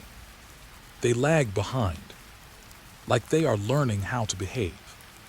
I step back from the window instinctively. The wood stack creaks behind me, not collapsing, not moving, just adjusting, like something inside it shifted its weight. My breathing tightens. I turn slowly toward it. Nothing visible, but the top log is now angled differently. Just slightly, but enough. My skin goes cold. That wasn't like that before. I swear it was. I step closer again. Carefully, slowly. The forest around me feels closer now. Not physically, but attentively. Like everything is leaning in. The wood stack remains still. I exhale slowly. Maybe I imagined it. Maybe exhaustion is messing with perception. Then another crack. From inside the cabin again. My head snaps toward the door. Still closed. Still unchanged. But the firelight inside flickers in a way that feels wrong. Not wind. Not fuel. Something else. Something reacting. I take a step back. And the moment I do, the wood stack makes a sound. A single log rolls slightly. Not falling. Just shifting into a new position. Perfectly aligned again after movement. Like it corrected itself. My mouth goes dry. No, I whisper again. Because this is not natural. This is response. I back away slowly. and I realize something that makes my stomach drop. The wood stack is not random. It is arranged facing the cabin. Not for storage, not for fire, for observation. I turn toward the forest again, and that's when I see it. Between the trees, a shadow, not fully formed, just present enough to disturb certainty, standing still, like it has been there longer than I have been thinking about it. I blink. It doesn't disappear. My breath catches. It's not approaching. It's waiting, just like everything else here. My mind tries to rationalize it. A trick of light, fatigue, fear, but none of those explain the wood. None of those explain warmth in fresh-cut logs. None of those explain precision in absence of humans. The shadow shifts slightly, and the wood stack responds. One log tilts, then returns, perfectly aligned, like they are connected. My blood runs cold. They're linked, I whisper without meaning to. The forest does not respond, but I feel it agrees. The cabin door creaks softly behind me. I spin instantly. It is still closed, but the sound came from it. Not wind, not pressure, intentional. The fire inside suddenly flares brighter. Just for a second, illuminating the cabin interior. And in that flash, I see something in the corner of the window reflection. A shape, not mine, not human-shaped correctly, but gone instantly when I blink. I step back again. My heel hits one of the logs. It moves slightly, not falling, just acknowledging contact. Then stillness again.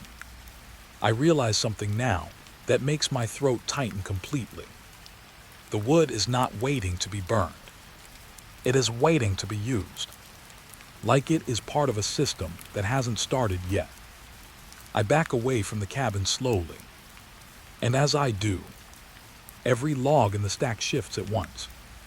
Not violently, not loudly, just a synchronized correction, like they all agreed on something. My chest tightens. The shadow between the trees remains still, but I swear it is closer than before. Not walking, not moving, just updating position. I whisper, "What are you?" No answer, only the soft crack of fire inside the cabin. And then something worse happens. The firewood stack stops being still, not collapsing, not breaking, just subtly reorganizing itself again. One log at a time. Slow, deliberate, like it is preparing for something. And I realize I am not looking at firewood anymore. I am looking at a message, and it is still being written. Behind me, the cabin door clicks once, like something inside just tested it. Not opening, not closing, just checking if it can. And somewhere in the forest, the shadow takes a step forward without making a sound. This time, I don't doubt it moved. I just wonder when it will stop pretending it hasn't. The first strike doesn't sound like wood. It sounds like something remembering how to exist. Then it comes again. And again. Rhythmic, slow, patient. Chop and pause, chop. I stand inside the cabin without moving, because I know one thing already. There is no one outside, and that makes the sound worse. The fire inside the cabin burns lower now, like it is conserving itself, like even it doesn't want to attract attention anymore. I step closer to the window.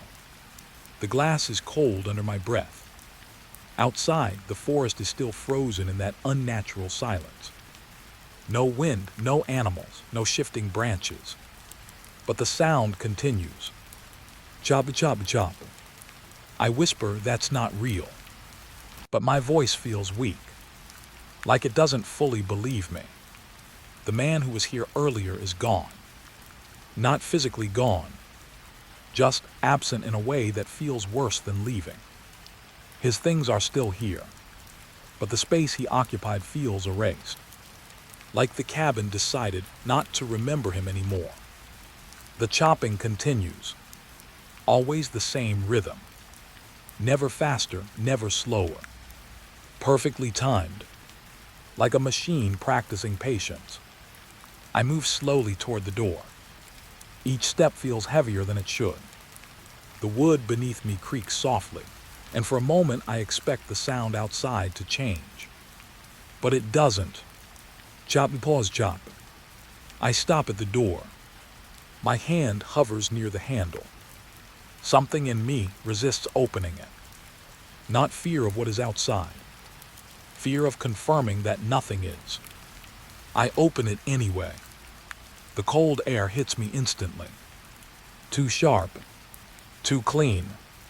The forest outside looks exactly the same. Still, unmoving. The silhouettes from before are gone. The stacked wood remains in place, perfectly aligned, waiting, but the sound is louder now. Closer. Chop, chop, chop. I step outside. The moment my boots touch the ground, the sound shifts slightly.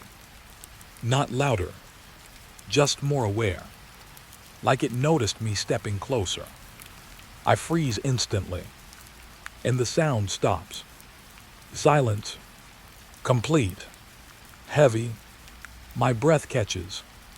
I stand still for several seconds. Nothing moves. Nothing responds. Then, chop. One strike. Farther away now. Like it retreated. My chest tightens.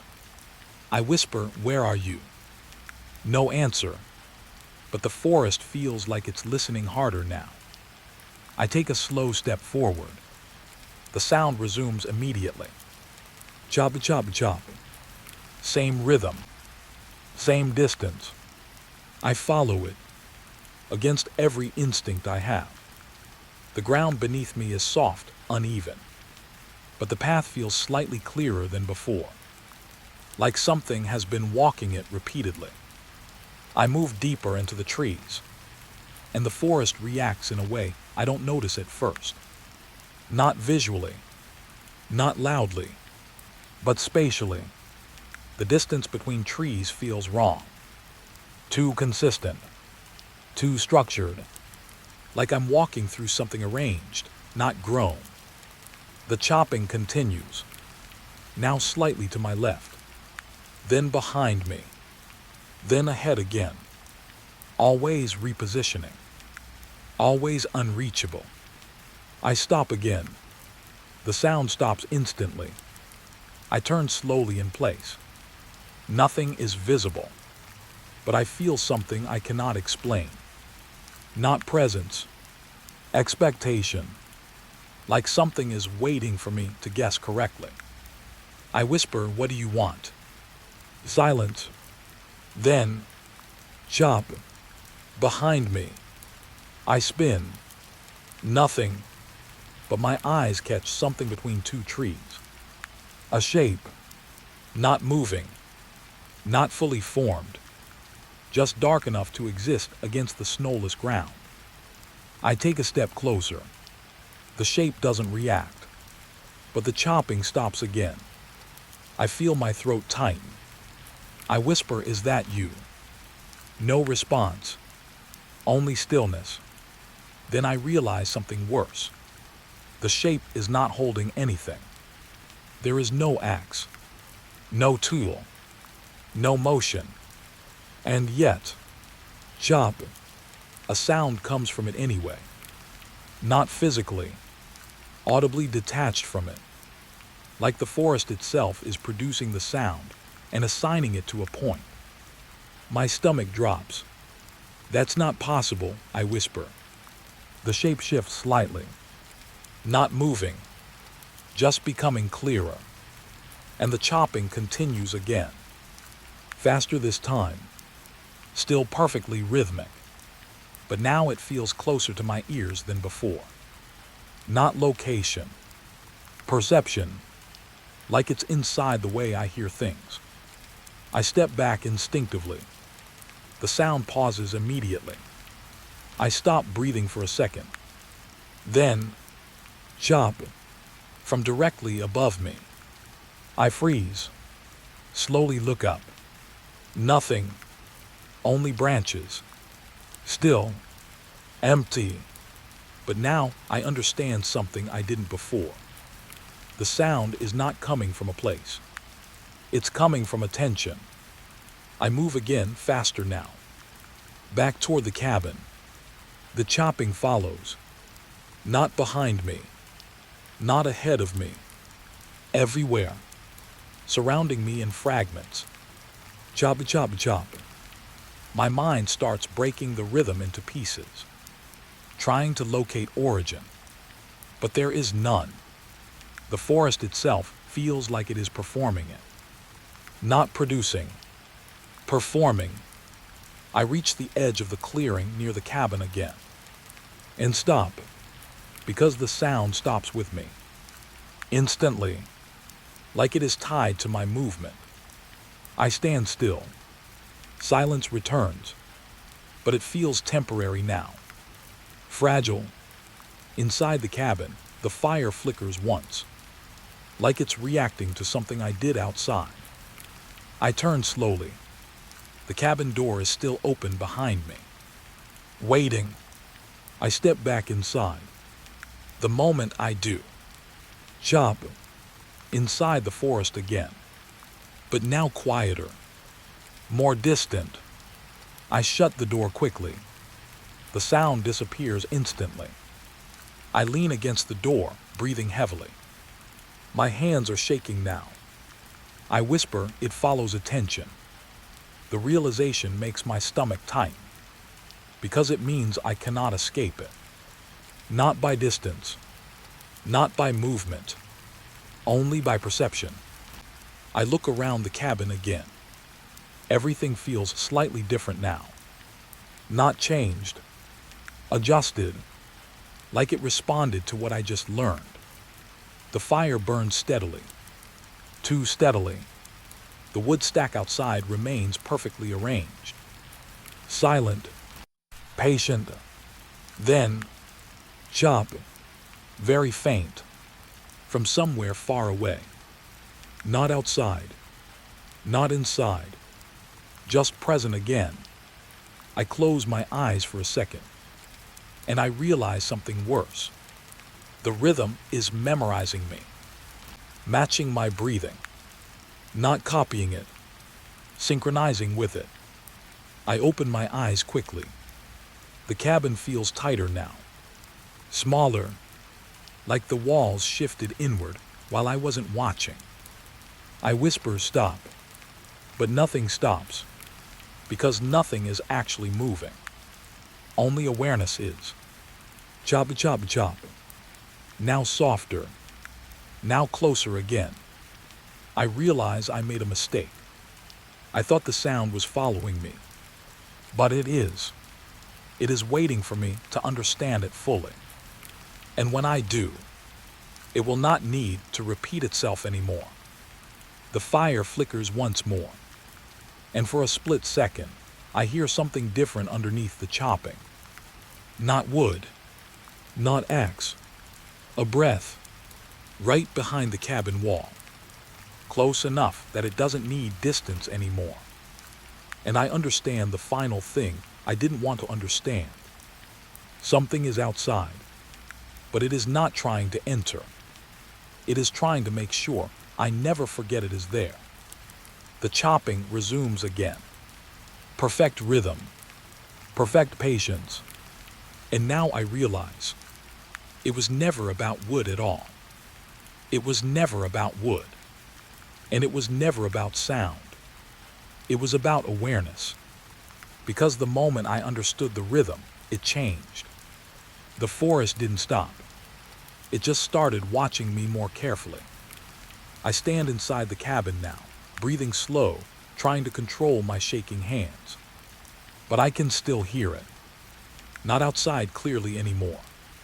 Not near. Just present. Like it moved into my thoughts and decided to stay there. Chop, chop, chop. Soft again. Distant again. But wrong in a deeper way now. Because I know it reacts to me. I sit near the fire without meaning to. The warmth doesn't feel comforting anymore. It feels staged. Like it exists only to make me believe I'm still in a normal world. I stare into it for a moment.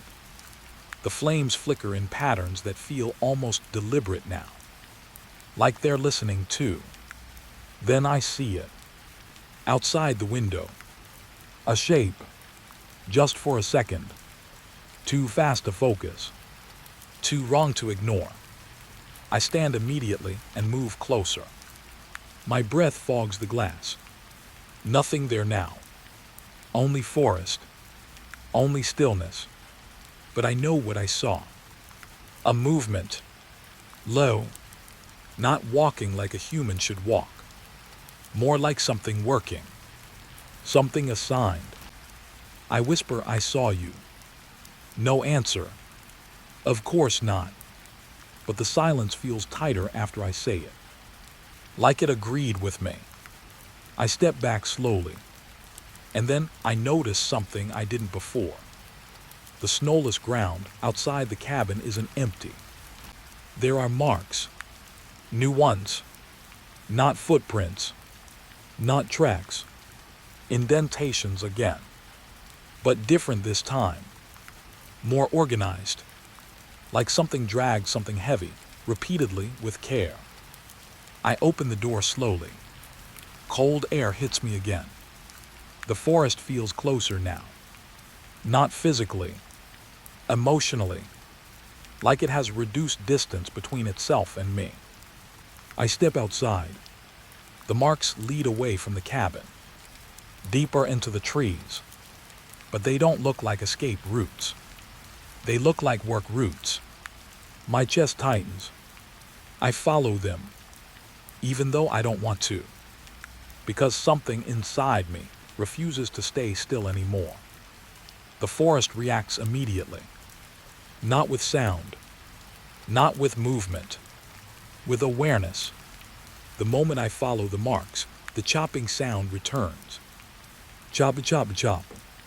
Soft. Controlled. Not urgent. Just consistent. Like it knows I'm moving in the right direction. I walk slowly. Every step feels like I'm entering a place I already visited before, even though I haven't. The trees look the same, but they don't feel the same. There's repetition in their spacing now. Like I'm walking through a copied version of the forest, not the original. And that thought makes my stomach twist. The marks stop suddenly. I look down. Nothing. Just snowless ground. But I feel something nearby. Not behind me. Not ahead. Beside me. I turn slowly. And I see it again. The shadow. But not fully this time. More defined. Still blurred at the edges like my mind refuses to accept it clearly. It stands between two trees. Perfectly still. Not hiding. Not approaching. Working. That's the only word that fits. Working without motion. Without visible effort. And then I notice something worse. It isn't empty-handed. There is something in its grip. An axe. But I don't hear it anymore. No chopping. Just silence. I take one step back. The shadow doesn't react. It doesn't even acknowledge me. It just stands there. Like I'm not part of its system yet. And that's what scares me most. Because it means I could be added. I whisper, "What are you doing?" No response. But the forest answers instead. Chop. One single sound. Behind me. I spin instantly. Nothing there. But now I understand something new. The sound is not tied to the worker. It's tied to the act. The forest is replaying it, or predicting it, or maybe both. I turn back slowly. The shadow is still there, but now its position has changed slightly. Not walking, not moving, just updated, like a frame skipped in reality. My throat tightens, and I realize I'm not watching a creature. I'm watching a process, something that continues regardless of whether I understand it. The shadow lifts the axe, but I don't hear impact. I hear delay. Chop comes a second later. Not synced. Replayed. My mind struggles to keep up, because it feels like time itself is not aligned here. I step back again, and the forest responds instantly. The chopping accelerates, not faster physically, but more frequent in perception. Chop, chop, chop. Overlapping now, from multiple directions. I cover my ears instinctively, but it doesn't help, because it's not coming through sound anymore. It's coming through pattern recognition. The moment I understand that, I feel something shift behind me. Slow, careful, present. I don't turn. I already know. Something is closer than the shadow now. Not seen, but positioned, like it entered the space I was about to acknowledge. I whisper, I'm not part of this. No answer, but the forest feels like it disagrees. The chopping stops suddenly. Complete silence returns. And that silence is worse than anything before. Because now I don't know where the rhythm went. I slowly turn back toward the shadow. It is gone. The space it occupied is empty. But the axe remains, standing upright in the snowless ground. No holder. No visible force. Just placed there. Perfectly, like it's waiting for its next instruction. I take one step forward. The axe shifts slightly, not falling, not moving, just acknowledging my attention. And then, chop, from nowhere, from everywhere, from nothing. My breath catches hard, because I understand the final shift now. The worker isn't visible because it doesn't need to be. It only needs execution points and attention, and I have been giving it both. I back away slowly. The forest remains still again, but now it feels reorganized, like it has added me to its structure. I turn and walk quickly back toward the cabin, but the marks on the ground are gone now. Erased. Not removed, corrected, like they were never meant to lead anywhere anymore. I reach the cabin and step inside fast. Close the door. Lock it. My hands are shaking uncontrollably now. I lean against the wall, trying to breathe. The fire still burns. Same steady rhythm. Same false comfort. But I don't trust it anymore. Because I understand now. Everything here is performing a function. Even silence. Even warmth. Even absence. And as I sit down slowly, I notice something outside the window again. A shape. Closer this time. Not fully visible. Just enough to confirm it hasn't left. And in the glass reflection, I swear I see movement behind me. But when I turn, there is nothing there. Only the fire. Still burning. Still pretending. And somewhere deep in the forest, the worker continues. Even without sound. Even without form. Just waiting for me to look in the wrong direction long enough to become part of it. The firewood is gone again. Not burned. Not reduced. Just replaced. I stare at the stack outside the window, and my stomach tightens because I remember checking it not even an hour ago.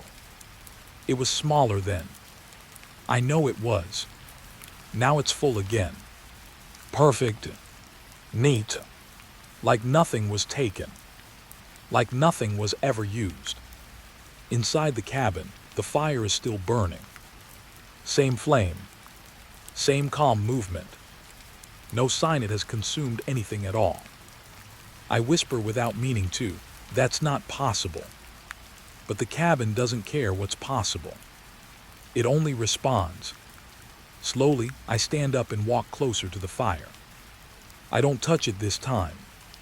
I just watch. The flames move in a steady rhythm that feels too controlled now. Like breathing that learned how to behave. I glance outside again. The wood stack sits there, glowing faintly in the firelight. Too perfect. Too full. And I realize something that makes my throat go dry. I have never actually seen wood disappear here. Not once. It just resets. Like the idea of consumption doesn't exist in this place. A soft crack comes from the fire. I flinch slightly, then notice something strange. The sound doesn't echo. It just exists. Like it didn't travel through air. Like it was placed directly into my hearing. I step away slowly. The cabin feels different now. Not physically, structurally. Like the space inside has been adjusted again, without me noticing. The walls feel slightly closer. The corners feel more defined. More intentional. I shake my head, trying to clear it. But the thought won't leave. Nothing here is being used up. Not firewood. Not time. Not silence. Something is feeding this place. And it's not me. A movement outside catches my eye. I freeze instantly. Between the trees, something stands still. At first, I think it's the shadow again. But this is different. This shape is not watching. It's working. Slowly. Methodically. It bends slightly. Lifts something. And I realize with a cold twist in my chest. It is carrying wood. Fresh logs. From deeper in the forest. Walking toward the cabin. I take a step closer to the window without thinking. The figure is not fully visible. Never fully visible. Just enough shape to suggest a body that refuses to be understood clearly.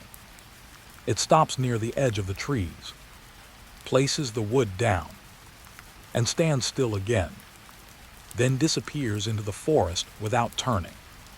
Not leaving, just vanishing from relevance. I step back fast. My heart is beating too loud now, because I understand what I just saw. The forest is supplying the cabin, actively, continuously, like it is assigned, like it has a role it cannot stop performing. I whisper why. The fire answers. A soft crack, louder this time. I turn toward it, and for a moment, just a moment, I swear the flames form a shape. Not a face, not a figure, something more abstract, like intention made visible. Then it's gone. I stumble back slightly. No, I whisper, no, no, no. But the cabin doesn't care about denial. It continues. Always continues. I move toward the door. I need to see it again. Need to confirm it. I open it slowly. Cold air rushes in. The forest is still there. Same silence. Same impossible stillness. But now I see movement again. Farther this time. More than one shape. Not walking like humans. Not animals either. Just repeating the same task. Carrying. Placing. Returning. never interacting, never acknowledging each other, just completing a cycle. I step outside. The moment I do, the fire behind me flares slightly brighter, like it noticed my absence. I walk forward slowly. The ground feels softer now, less like snow, more like something prepared. And I realize something worse. The forest floor near the cabin is different. It is cleaner, cleared, almost maintained, like something is keeping it usable. I follow the shapes again. They don't react. They don't change pace. They just continue their work. One of them passes close enough that I feel movement in the air, but I still can't see details. Just outlines. Just function. I whisper, "You're feeding it." The figure doesn't respond, but I feel something respond anyway. The forest shifts slightly. Not visually, not audibly, structurally, like the idea was acknowledged. I stop walking, and instantly, every figure stops. Not turning, not looking, just stopping in place. My breath catches. They are not reacting to me. They are reacting to awareness, to recognition. I take one step back. They resume immediately, as if nothing happened, as if I never mattered. I feel my chest tighten painfully, because I understand the rule now. This place doesn't care if I see it. It cares if I understand it. I turn back toward the cabin. The fire is visible through the window again. Still burning, still perfect, still wrong. And I realize something that makes my legs feel weak.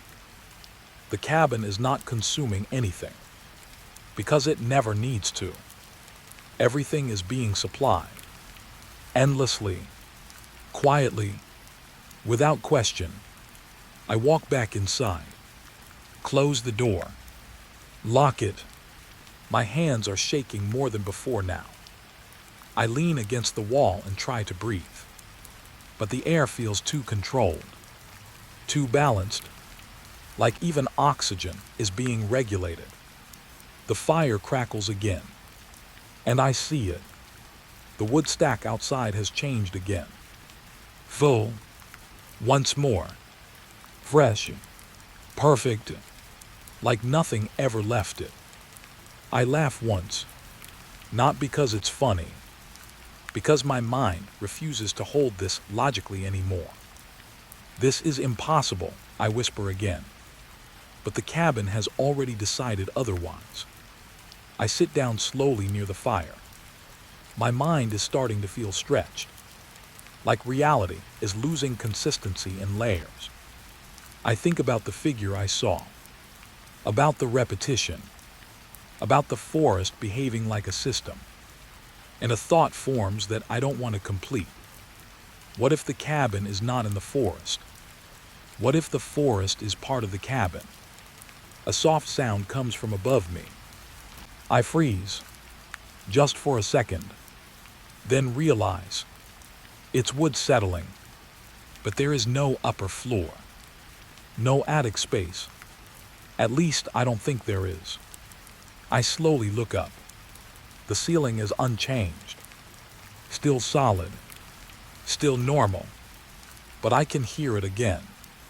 Soft movement, like something adjusting above my understanding of the room. I whisper, "There's more space here than there should be." The fire flickers, just once, and in that flicker, I notice something in the corner of the room. A mark, new, fresh, not carved, not burned, just present, like it appeared after I acknowledged it. I stand up slowly, walk toward it. The closer I get, the more I realize it is not a mark at all. It is a direction, pointing deeper into the structure. Not outside, inside. The cabin breathes once. I feel it, Not sound, pressure, like the entire space just shifted slightly around me. I step back quickly. The fire crackles louder, and for the first time, I understand the real horror of this place. It is not that the cabin is alive. It is that it is being maintained, continuously, without limit, without end, and I am standing inside something that never runs out of anything, because it never lets anything truly disappear. Outside the window, the forest is still working. Inside, the fire never stops. And somewhere above me, something is adjusting the space again, as if preparing for the next thing it needs to build. It starts under the floor, not outside, not in the forest, inside the cabin itself. A whisper, so soft I almost convince myself it's my imagination. But then it comes again, and this time it knows my name. I freeze mid-breath. The recorder in my hand is still running. Red light blinking, capturing everything. Or so I thought. I slowly lower my head toward the wooden floorboards. The cabin is quiet again. Too quiet, like it is holding its breath after speaking. I whisper without thinking, "Did you just say that?" No answer, but I feel something shift under me. Not movement, awareness, like whatever is beneath the floor just realized I'm listening back. I step away slowly. My boots creak on the wooden planks, and instantly, a whisper returns. Not one voice, multiple, layered, faint, broken, like conversations happening through water. I turn off the recorder for a second. Silence. I turn it back on. The whispers return immediately. My stomach tightens. "It's inside the recording," I whisper. But even as I say it, I know that's not fully true, because I can still hear it without the device. Just weaker, like the recorder is only amplifying what already exists. I kneel down slowly, press my ear closer to the floor. The wood feels cold against my skin. At first, nothing. Then, a voice, very close, not beneath me, not far away, somewhere in between. "Don't stay above too long." I pull back instantly. My heart slams hard against my chest. I look around the cabin quickly. Empty. Still. Same fire burning in the corner. Same unnatural calm. But the floor feels different now, like it has been introduced, acknowledged. I stand up too fast. My knee hits the table. The sound echoes louder than it should. And immediately, the whispering stops. Complete silence returns. I hold my breath, waiting. 1 second, 2 seconds. Then, a single knock comes from beneath the floor. Not loud, not sharp, just patient, like someone knocking from a place where time moves differently. I step back slowly. "What do you want?" I whisper. No answer, but the floor responds instead. A soft sliding sound, like something adjusting its position directly under me. I move away from the center of the room. The sound follows, not chasing, just aligning, like it prefers to stay under where I am standing. I feel my throat go dry, because I realize something I don't want to believe. The cabin is not just a structure. It is layered, occupied in ways I can't fully access. I crouch near the corner of the room, place my hand on the floor again. This time carefully, deliberately. The wood is warm. That's the first wrong thing. Not room temperature, not fire warmed, warm like something alive, is pressing back from underneath. I pull my hand away slowly, and the whisper returns immediately. Closer now, more structured, less broken. You are not the first to listen. My breath catches. I whisper, how many? Silence. Then, a faint sound, like laughter but stretched too thin. Not joyful, not human, more like memory of laughter being replayed incorrectly. I step back again. The recorder in my hand starts glitching. Static rises, but underneath the static, I still hear words. I look down at the device. It is recording nothing visible, but the audio waveform is full, overflowing, like the floor is speaking in a frequency not meant for air. I turn the recorder off. The sound doesn't stop.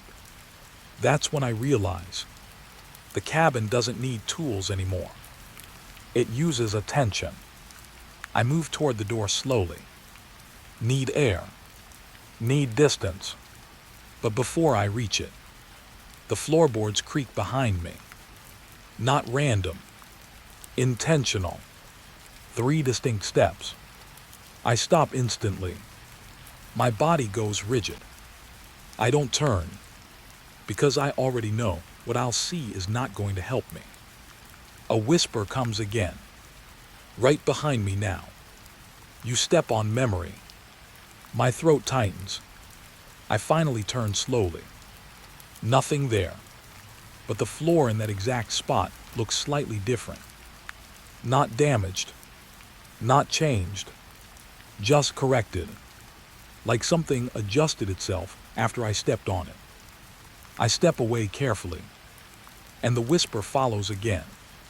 This cabin remembers pressure. I whisper, what does that mean?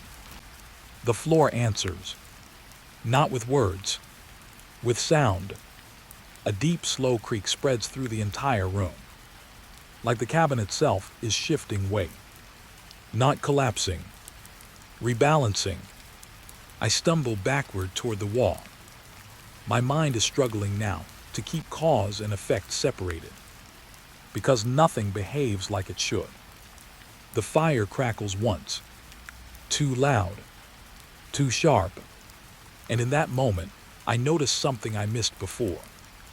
The planks beneath the fire are darker, worn, different, like this exact area has been used more than the rest. Repeatedly, over and over, not by fire, by presence. I kneel again without thinking. Press my fingers to that section. The wood is colder here, and for the first time, it feels like something is pressing back from underneath. Not touching, waiting. I pull my hand away fast, and the whisper changes tone, slightly sharper. You are standing above us. I back away immediately. My breathing becomes uneven. Us, I whisper. A pause. Then the floor responds in a way that makes my stomach drop. Not one voice now. Many, overlapping, layered like a chorus buried too deep. Us, us, us. The word repeats until it stops meaning language. My back hits the wall. I can't move for a moment, because the realization hits slowly. Whatever is under the floor is not one thing. It is accumulation. I whisper, how long have you been here? Silence. Then, a soft answer. Long enough to learn your weight.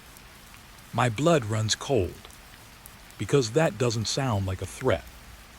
It sounds like observation, study, adaptation.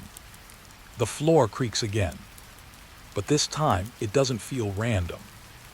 It feels like it is adjusting to me standing against the wall, like the entire cabin is recalculating my position. I move toward the center of the room again, carefully, and the whispers calmed slightly, as if satisfied I'm moving correctly. That thought alone makes my skin crawl.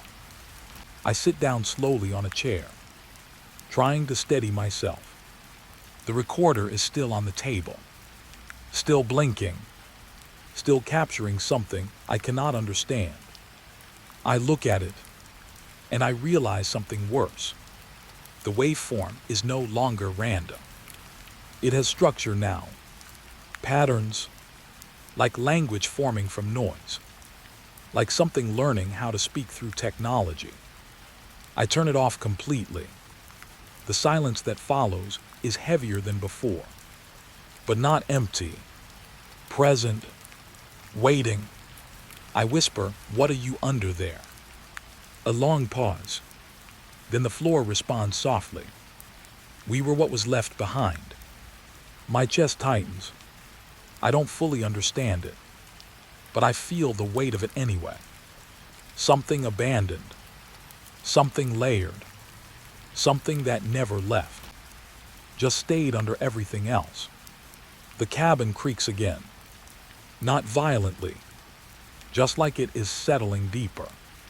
I stand up slowly, because I suddenly understand something I don't want to confirm.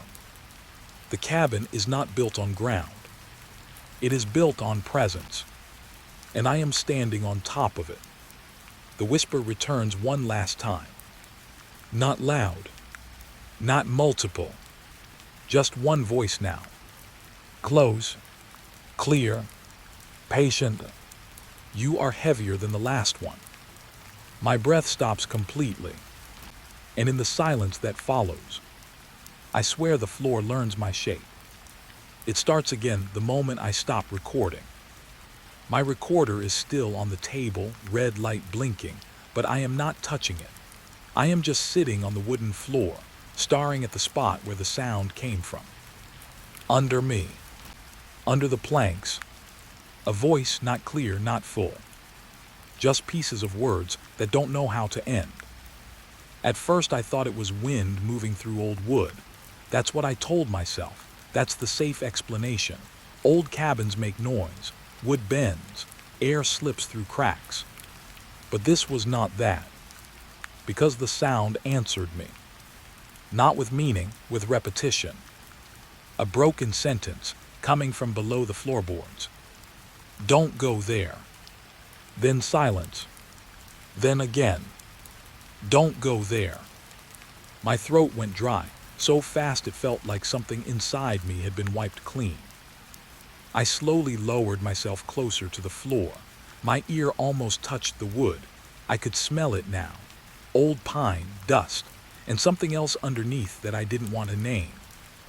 The voice came again, but this time it was different. It wasn't just repeating. It was trying. "Don't go th." And then it stopped like someone had cut its tongue. I pulled back instantly. My heart started hitting my ribs harder, like it wanted out. I looked around the cabin. The room felt smaller than before. Not physically smaller, just closer, like the walls had leaned in while I wasn't looking. I told myself to breathe, to think like a researcher. I even said it out loud. It's audio interference, old structure, echo patterns. My voice sounded fake. Even I didn't believe it. Because now there were more voices. Not one, multiple, all under the floor, all speaking in broken pieces that didn't match each other. "Don't look. He is still. Under the. Stop writing."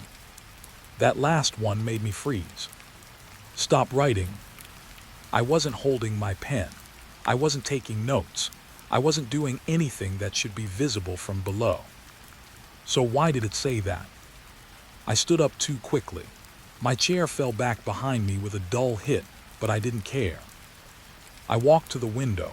Outside was just forest, thick trees standing still like witnesses that had decided not to speak. But then I noticed something. A shape between the trees. Still, not moving. I leaned closer. It was gone. I stepped back fast, rubbing my eyes. The voices under the floor changed tone. Not louder. Closer. You saw it. You saw it. They weren't asking. They were confirming. I backed away from the window and went straight to the middle of the room, like that would somehow balance things. My recorder was still running. I checked it without thinking. The display showed sound levels spiking. But the room was silent, except for under me. The floorboards shifted slightly. Just one plank. A soft creak, like something below had turned its head. I swallowed hard. Then I did something I shouldn't have done. I spoke to it. Who is there? Silence. Then the voices came back immediately. But now they sounded excited. He answered. He hears us. He is the new one. My chest tightened. New one. I didn't like that phrase, not at all.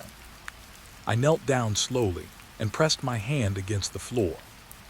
Cold wood. Too cold. And beneath it something like pressure, not sound, not vibration. More like attention. Like something underneath had noticed my hand. I pulled it back instantly. And that's when the voices changed again. All at once. They stopped being broken. They tried to become one sentence. One voice. Don't trust the floor. Then silence. Real silence this time. The kind that feels heavy, like it has weight. I sat there, not moving, waiting for it to come back. But it didn't. Minutes passed.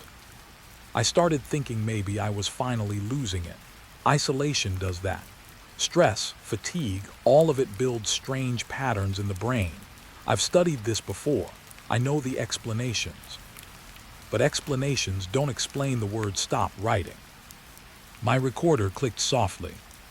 Still recording. Still capturing nothing. Then it happened. A sound from below again. But not voices this time. Scratching. Slow. Careful. Like something was moving through tight space beneath the cabin, trying not to break anything above it. I stood up immediately and stepped back. The scratching followed me. Not physically, just in timing. Where I moved, it seemed to respond underneath. I moved left. It shifted left. I moved right. It followed. I stopped. So did it. That was the moment I understood something very simple. It knows where I am. A sudden memory flashed in my mind. The first night, the fire that never aged, the visitor who already left. All of it suddenly felt connected in a way I hadn't allowed myself to see yet. Not separate events, patterns, and I was inside one. The floor creaked again, this time louder. A single plank near the corner lifted slightly. Not broken, lifted. Like something underneath was pushing up just enough to test the weight of the world above it. I couldn't move. My body refused. Then the voice returned again. But now it was just one voice. Soft, almost calm. You are standing on us. My breathing stopped for a second. On us.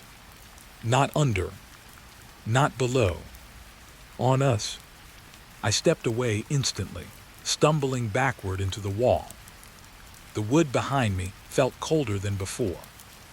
And then the voices all returned at once, overlapping faster now, like they were losing patience. Don't leave. Don't leave. Don't leave us again. Again. That word hit differently. Like I had already done this before. Like I had already been here. I shook my head hard. No, I've never been here before. The moment I said it, everything under the floor went quiet. Absolute silence. Even my recorder stopped showing spikes. Just flat line. Then slowly, the the voices came back. But they were laughing. Not loud. Not human. Just the shape of laughter formed from broken breath. He forgets. They always forget. My stomach dropped. I backed toward the door, hands shaking as I reached for the handle. The wood under my feet felt wrong now, like it wasn't stable, like it was floating over something deeper than space. As my hand touched the door, I heard one final sentence from beneath me. Clear. Perfect. Too clear. You are already inside the loop. The door opened easily. Too easily. Outside, the forest looked exactly the same. Still, silent, waiting. But now I wasn't sure if leaving meant escape or continuation. Because as I stepped out, I heard something new from under the cabin. Not voices this time. Just one last sound. A page turning. Slow. Careful. Like something was still writing. I was lying on the bed, but I wasn't asleep. I couldn't be. Because the floor was breathing again. Not loudly, not like lungs. More like a slow, patient pressure rising and falling under the wood, as if the cabin itself had started to remember it was alive. Inhale, exhale. Very faint. Very wrong. I kept my eyes open in the dark, staring at the ceiling, trying to convince myself it was just imagination. Fatigue, stress, anything normal. But the floor answered that thought. A soft shift under the bed. Not a crack. Not a creak. A movement that felt intentional. Like something underneath had adjusted its position to get more comfortable. I slowly sat up. The room was darker than before, not just night dark, something deeper, like the light outside had stopped trying. I looked down. The floorboards were still. For a moment, I thought maybe it had stopped. Then I saw it. A single plank near the foot of the bed rose slightly and fell again. Slow. Breathing. My mouth went dry instantly. I told myself not to react, not to feed it attention. I had read enough about perception loops in isolation environments. The mind exaggerates patterns when deprived of external reference. So I focused on my own breathing instead. Inhale. Exhale. But the floor matched me. Inhale below me. Exhale below me. I stopped breathing. The floor stopped too. That's when I understood something I didn't want to understand. It wasn't random. It was synchronized. I swung my legs off the bed slowly, careful not to touch the floor yet. My feet hovered just above the wood. The cabin responded immediately. A soft ripple passed under the planks, like something shifting its attention toward where I would land. Not where I was. Where I might be. I froze midair. A cold pressure built in my chest. Then I heard it. Not a voice this time. A sound like wood stretching. Not breaking. Stretching. As if the floor itself was expanding slightly to make room for something underneath. I swallowed hard and stepped back onto the bed. The moment my weight left the floor completely, the movement stopped. Silence again. Too clean. Too deliberate. I looked around the room, trying to anchor myself in something normal. My gear, my bag, my recorder still blinking faint red light on the table. But even that felt wrong now. Because the blinking wasn't steady anymore. It was delayed. Like something was deciding when it should blink. I reached for it slowly and checked the audio file. Empty waveform. But I could still hear the breathing under the floor. So why wasn't it recording? I leaned closer to the recorder, as if distance mattered. That's when the floor spoke again. Not a voice. A sentence formed from movement. Don't leave. The boards near the door shifted. just slightly, as if something underneath had turned its head toward the exit. I stood up carefully and moved toward the door anyway. I didn't know why, maybe instinct, maybe denial, maybe both. Each step I took made the floor react. Not loudly, just enough. A soft adjustment under every footfall. Like it was learning my weight. Mapping me. I reached the door and paused. My hand hovered over the handle. The breathing beneath me slowed. Not stopped. Slowed. Waiting. I opened the door. Cold air hit my face. Outside, the forest was frozen in silence, snow hanging on branches like it had forgotten how to fall. I stepped out quickly, expecting relief. But the moment my feet touched the snow, the breathing followed me. Not under wood anymore. Under snow. The ground itself responded with a faint pulse. I looked down instinctively. Nothing visible, but I could feel it. A synchronized pressure beneath the earth, matching my presence. I backed away from the cabin slowly. The cabin didn't move, but it felt aware now, like it had finished noticing me. I turned toward the trees, and that's when I heard it. Not under the cabin anymore. Under everything. A low, patient rhythm spreading outward, like the forest itself had learned how to breathe. Inhale. Exhale. I covered my ears, but it didn't matter. The sound wasn't entering through hearing. It was entering through structure, through the ground beneath my feet. I ran. Not fast at first, just enough to test if it would follow. It did. Every step I took was answered. Not by echo, by timing. The forest synchronized with me. Branches swayed slightly when I moved. Snow compressed under invisible weight matching my stride. Even the wind felt delayed, like it was waiting for me to finish moving before it decided to exist. I stopped suddenly. Everything stopped with me. Absolute stillness. I turned around slowly. The cabin was still there behind me. Quiet, patient, but now I saw something I didn't notice before. The floor beneath it was pulsing.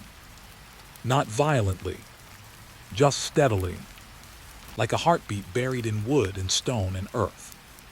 And I realized something worse. It wasn't just the cabin breathing. It was teaching everything around it how to do the same. A thought formed in my mind, sharp and unwanted. If I stayed still long enough, would I become part of it? I took one step backward. The forest reacted instantly. Not with sound, with awareness. Every tree felt closer. Every shadow slightly adjusted. Like the world was aligning itself around my position again. I whispered without meaning to. "What are you?" The answer came without words. The ground pulsed once. Slow, certain, like a reply. I don't know how long I stood there after that. Time felt soft, unreliable, like it had started breathing too. My recorder was still in my hand. Still blinking. Still useless. I looked at it one last time and realized something I didn't want to admit. It wasn't recording the sound, because the sound wasn't external. It was structural, part of the place itself. And I was inside it now. The cabin in the distance shifted slightly. Just a fraction, as if it had just taken a breath deeper than before. And I understood, with a cold clarity that sank into my bones. I hadn't come to a cabin that breathes. I had come to something that learns. And I had already taught it my rhythm. The silence after the breathing was worse than the breathing itself, because now the cabin wasn't alive in a gentle way anymore. It felt aware, like something inside it had just finished speaking and was waiting for me to understand. I stood in the snow, staring at the wooden structure. My chest was tight, but I wasn't moving. Something about moving felt like agreeing. The forest around me was still synchronized. Not breathing now. Waiting. Then it came.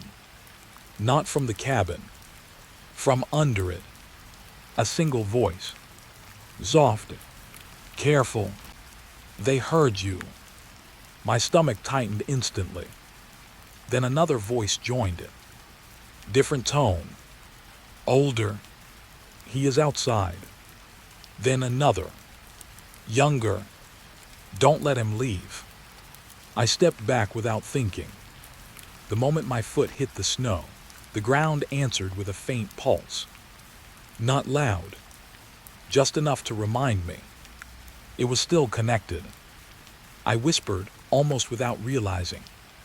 What is under there? The moment I asked, the voices stopped. All at once. Like a group that had just been interrupted mid-conversation. And then they spoke again. But this time not broken. Not random. Together. One voice made of many. The one that listens. My throat went dry. I shook my head slowly. No, I don't understand. The cabin creaked behind me. A deep, slow sound. Not wood settling. Wood reacting. Like something underneath had turned slightly to face me. Then the voice came again. But closer. Not under the cabin anymore. Under the snow beneath my feet. You are standing above it. My legs felt weak for a second.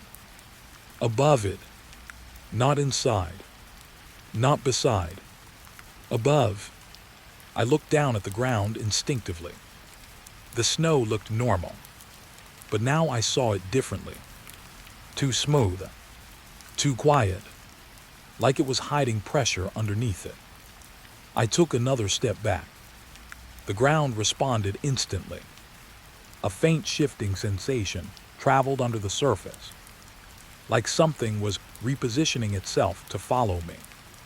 The voices returned again. Faster now. More urgent. Don't move too far. It gets confused when you move too far. It wakes up wrong. My breathing quickened. I didn't want to ask anything. But I did anyway. What is it? The moment I said it, everything stopped again.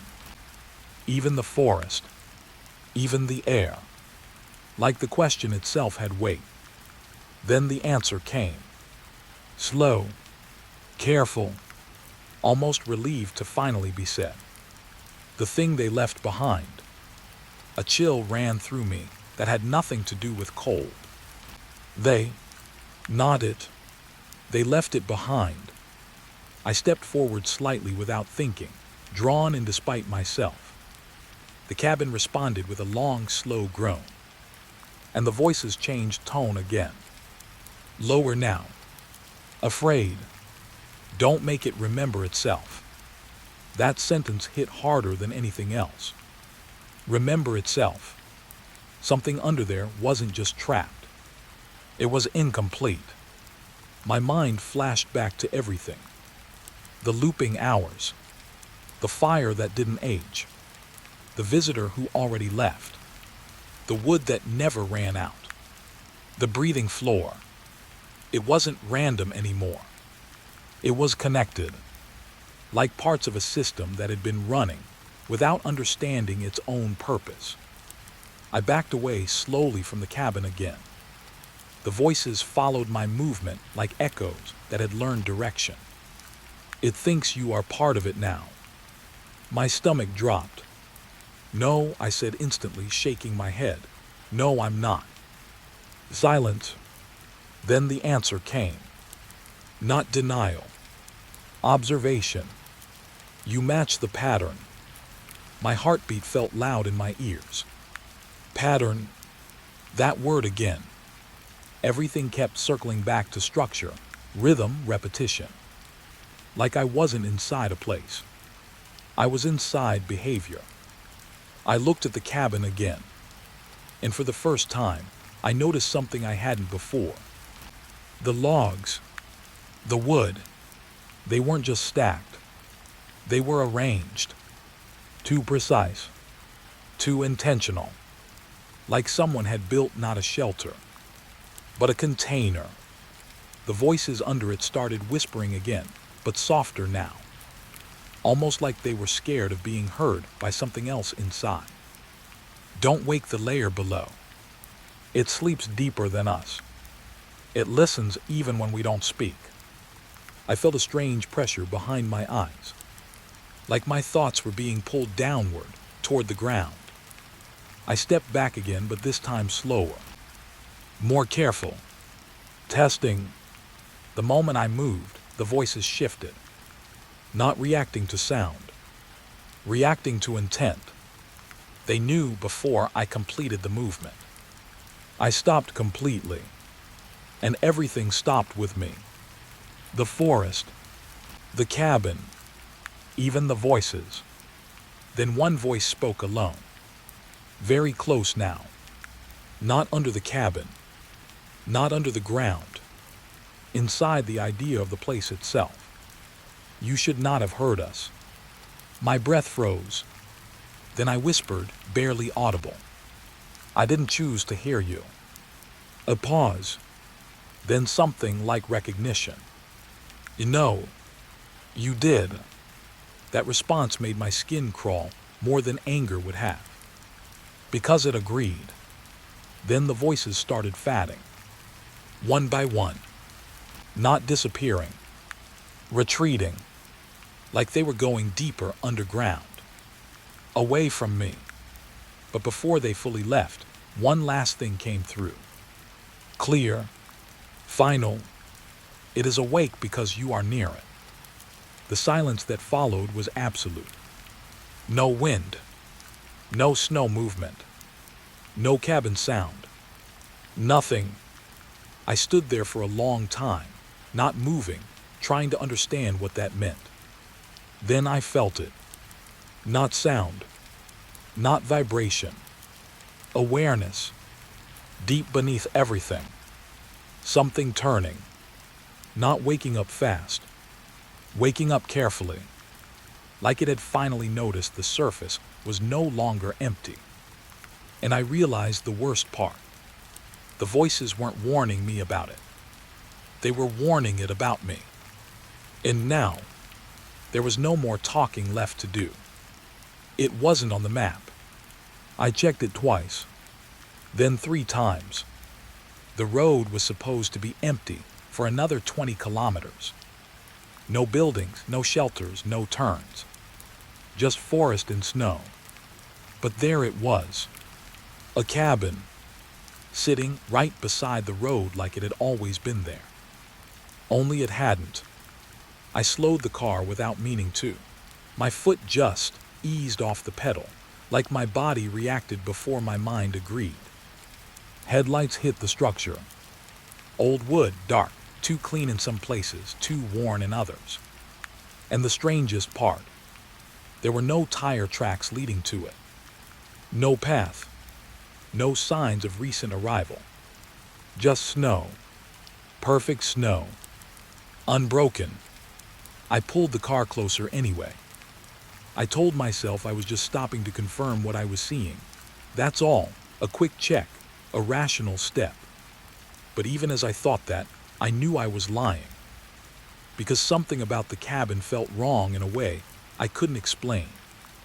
Not scary at first. Just misplaced. Like a word used in the wrong sentence. I parked on the side of the road. The engine stayed running for a moment. Then I turned it off. And that's when I noticed the silence.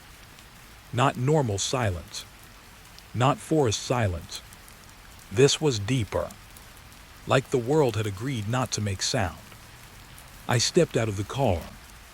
The snow crunched under my boots, but even that sound felt too sharp, too isolated, like it didn't belong in the space around me. The cabin didn't move, didn't react, just waited. I walked closer, one step at a time, and the closer I got, the more I noticed something that made my stomach tighten. The snow around the cabin wasn't untouched. It was reset, smooth in a way that didn't feel natural. No footprints, no drag marks, no animal trails. Just clean white space surrounding a building that should have created disturbance. I stopped a few meters away. The door was slightly open. Just a crack. Not inviting. Not threatening. Just open. Like it had been left that way for a long time. I should have turned back. That thought came clearly, loud enough to be reasonable. But I didn't move, because I saw something else. A shadow inside the cabin, not fully visible, just a suggestion of movement behind the doorway. I blinked. It was gone. My breathing slowed without permission. I told myself it was reflection, light distortion, something normal. But then the shadow appeared again, closer to the door this time. And it didn't disappear when I blinked. It just stayed, watching. I took a step back. The moment I moved, the shadow stopped moving too. That made my chest tighten, because it wasn't reacting like something inside. It was reacting like something observing me. I forced myself to speak. "Hello." My voice broke the silence too harshly. No response. But the cabin reacted. A soft creak from inside. Like wood shifting weight. Like something adjusting its position to listen better. I swallowed. Told myself I was just dealing with a derelict structure in a remote area. Nothing more. Then I noticed the road behind me. I turned quickly. Empty. No cars. No tracks. Just endless snow stretching in both directions. But something was wrong. The road markings I remembered were gone. As if I couldn't trust the path I arrived on. My heartbeat picked up. I turned back toward the cabin. And now the door was more open than before. I was certain I hadn't seen it move. But it had. Slowly. Like it didn't want to be noticed. Inside, the shadow was no longer near the doorway. It was deeper. Further in. Waiting. I don't know why I walked forward. I really don't. But my legs moved anyway. Each step felt heavier than the last. The snow around the cabin didn't crunch anymore. It just sank softly, like something beneath it was absorbing sound. I reached the door. Paused. The air coming from inside was warmer. That shouldn't have made sense. But it did. Warm air in a place that should have been freezing. I pushed the door open fully. It didn't resist. Inside was dim. Wooden interior, old furniture, a table. A chair. Everything looked normal in a way that felt staged. Like someone had arranged normal carefully. But then I saw the fire pit. It was burning. Slow flames. Steady. No smoke rising. Just heat without consequence. My throat tightened. "Hello," I said again. This time quieter. A pause. Then a sound from deeper inside the cabin. Not a voice. Not yet. Footsteps. Slow. Measuring. Coming from behind a wall I couldn't see through. I stepped inside fully without thinking. The moment I crossed the threshold, the door behind me closed. Not slammed. Just closed. Soft. Final. I turned fast. Locked. No handle movement. No escape sound. Just wood settling into place like it had decided. My chest tightened hard now. The footsteps stopped. Silence again.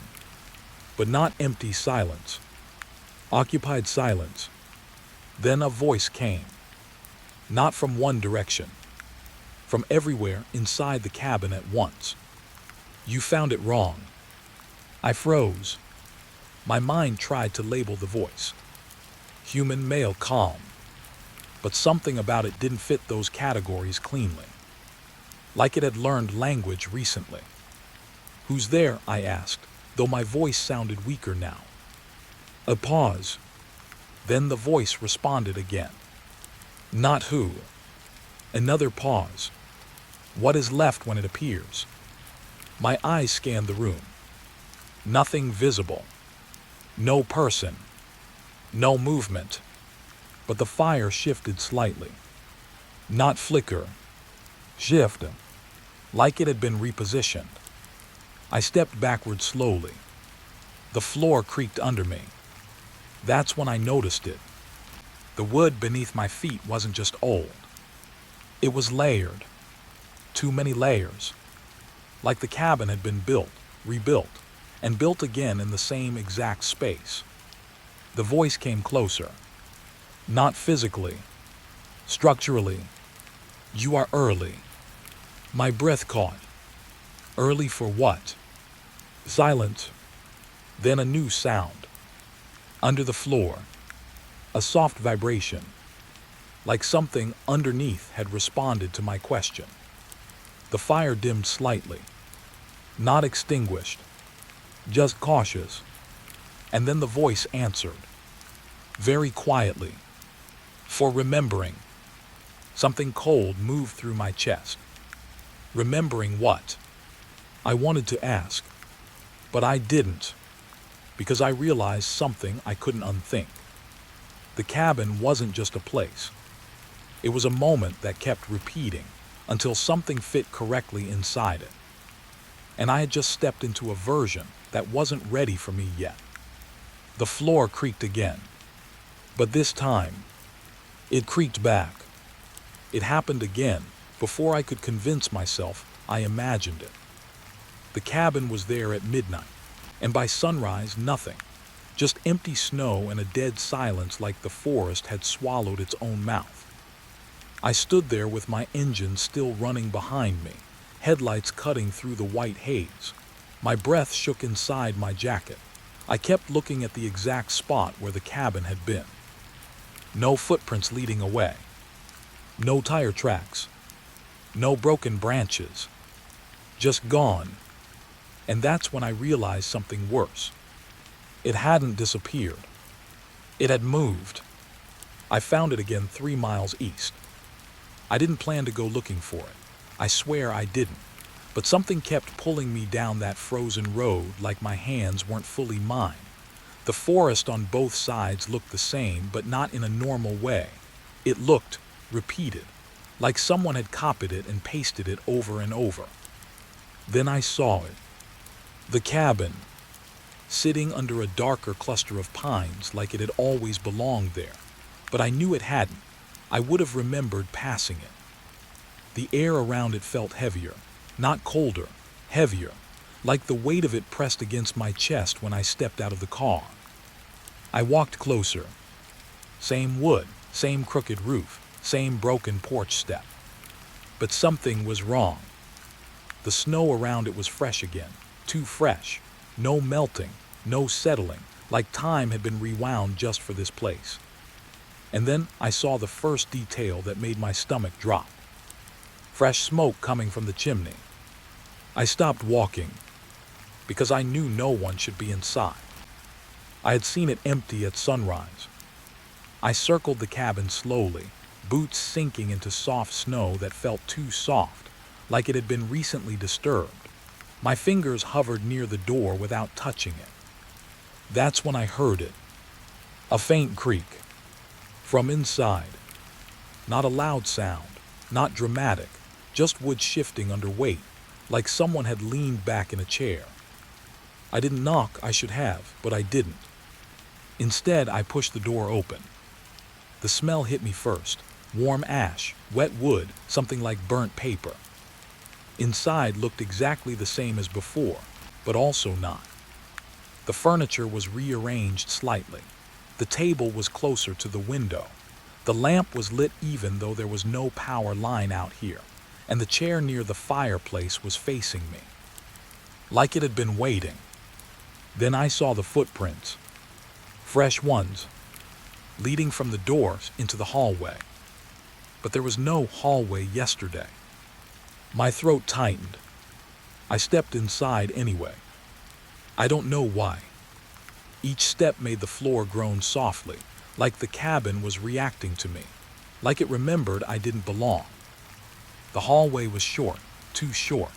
It ended in a single door that wasn't there before. And from behind it, I heard breathing. Slow, controlled, like someone trying not to be noticed. I raised my hand toward the door. Stopped, because I realized something strange. The air inside the cabin wasn't still. It was moving. Subtly, like the whole place was exhaling. A whisper came from behind the door. Not words at first, just sound, broken sound. Then slowly, it formed into something almost recognizable. Don't leave, it resets. I froze, because the voice didn't sound like a stranger. It sounded like me. I took a step back, heart hammering. My mind tried to explain it away, echo, hallucination, exhaustion, but none of it held. Then the lamp flickered, and in that flicker, I saw something on the wall. Marks, scratches, like tally marks, but not counting time. Counting cycles, dozens of them, maybe more. I backed toward the entrance, but the hallway felt longer now. That's when I noticed the second thing that made my breath stop completely. The front door was gone. Just a wall. Fresh wood where an exit should be. I turned back fast, panic rising, and the door at the end of the hallway opened on its own. No sound. No force.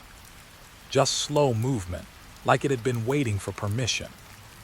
A figure stood there. Not fully visible, just a shape. But I saw enough. A man. Or what used to be one. His face was pale, almost washed out, like it had been erased and redrawn too many times. His eyes locked on mine instantly. And he whispered something I couldn't understand at first. Then he repeated it. Slower. Careful. You came back on the wrong cycle. My legs felt weak. I tried to speak, but nothing came out. The man took one step forward. The floor behind him creaked in a rhythm that didn't match his movement, like something else was walking with him, just out of sync. I asked the only thing my mind could form. What is this place? He smiled, but it wasn't right. It looked practiced, like a memory of a smile. It's not a place, he said softly. It's a correction. The word didn't make sense, but it felt wrong in my bones. He pointed at the walls. They rebuild it every night, fix what was missed, remove what shouldn't stay. My eyes followed his hand.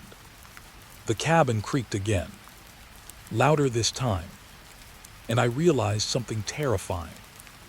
The walls weren't just moving. They were changing, slowly, like someone was rewriting them while I stood inside. A plank shifted near the ceiling, then another, like the entire structure was adjusting itself around an invisible blueprint. I took a step back, but the man shook his head. Don't leave yet, he said. You'll just reset with it. My mind locked onto one word. Reset. I whispered it back without meaning to, and he nodded like I finally understood something obvious. You've already done this before, he said. You just don't remember all versions yet. My chest tightened painfully. Before I could respond, the cabin shook slightly. Not violently, just enough to remind me it was alive. From somewhere deep beneath the floorboards, something shifted. A long, slow drag, like something turning over in its sleep. The man's expression changed instantly. Fear, real fear. They're early tonight, he whispered. And for the first time, I saw him step back. Not toward me, away from the floor, like he was afraid of what was under us more than anything in this room. The lights flickered again, and in that flicker, I saw something impossible. The cabin was not sitting on ground. It was sitting on layered versions of itself, stacked, like time had been folded under it. And something underneath all those layers was pressing upward. The man grabbed my arm suddenly. His grip was cold. "Listen carefully," he said. "When it starts rebuilding too fast, it means it's waking up." "What is waking up?" I asked. But I already knew I didn't want the answer. He didn't reply. Instead, he looked past me, at the hallway, at the place where the door used to be. And his voice dropped to almost nothing. "Don't let it finish the structure." A loud crack split through the cabin. The floor beneath us shifted slightly, just enough to tilt reality. And I realized something that made my stomach drop even further. The cabin wasn't rebuilding itself. It was rebuilding us inside it. And somewhere beneath the planks, something was learning the shape of a way out. They were already inside. That was the first thing I realized when I saw the extra footprints. Not mine. Not the man from before. New ones. Fresh, still sharp in the snow like they had been made minutes ago. But I was the only one outside. My breath stopped in my throat. I stood frozen in front of the cabin, staring at the marks leading straight through the door I never heard open. And then I heard voices again. But different this time. More than one. I didn't move at first, I just listened. They weren't speaking clearly. It was like broken conversations leaking through the wood. "Don't step on the..." It already changed the... "No, we were here before." "Why does it look smaller now?" My stomach tightened. Smaller. The cabin hadn't looked small to me. But now that I stood outside again, I noticed something I hadn't before. The windows were lower. The roof sat heavier, like the structure had sunk slightly into itself overnight. Like it was compressing. I didn't want to go in, but I also knew I already had. That thought didn't make sense, but it felt true anyway. Like I was remembering something my mind hadn't fully loaded yet. I pushed the door open. Inside smelled different. Not smoke this time. Something worse. Like damp wood mixed with old breath, trapped too long in one place. The hallway was still there, but it wasn't still the same hallway. It stretched longer than before. And the walls, they were closer together, as if the cabin was slowly learning how to tighten its grip. "Hello," I called out. My voice sounded wrong inside. Too loud, too sharp. Then it came back to me. A response. Not from one direction. From all directions. "Don't say that." 3 voices. No, maybe 4. I stepped forward slowly, boots creaking on the floorboards. Each step felt heavier than the last, like the cabin was measuring me. Waiting for something. I saw movement ahead. A shadow crossing the end of the hallway. Then another. Then stillness again. I reached the living area and stopped. Because there were people. Or what used to be people. 3 of them. Sitting around the table like they had always been there. One man with a torn jacket, shaking slightly like he was cold even though the fire was burning too hot. A woman staring at her hands like she didn't recognize them. And a third figure whose face I couldn't focus on properly. Every time I tried, my eyes slipped away. Like something refused to let me see them clearly. They didn't look at me at first. They were arguing quietly. "We didn't come together," the man said. "Yes, we did," the woman replied instantly. "We entered at the same time." "No," the third voice said softly. "There was only one of us at the start." Silence. Then the man laughed nervously. That's impossible. There were tracks. There were. He stopped because he noticed me. All three turned at once, too slowly, like they weren't used to moving anymore. The woman's eyes widened. You're new, she said. It wasn't a question. I stepped back slightly. I don't know what this place is. The man stood up fast, knocking the chair behind him. That's what we all said, he snapped. That's exactly what we said. My chest tightened. Where did you come from? I asked. The woman answered before anyone else. The road, she said. We saw the cabin we entered. We thought it was shelter. Her voice trembled now. But it wasn't shelter. The third figure finally spoke again. It's a correction site, they said. It adjusts what enters until it fits. I frowned. Fits what?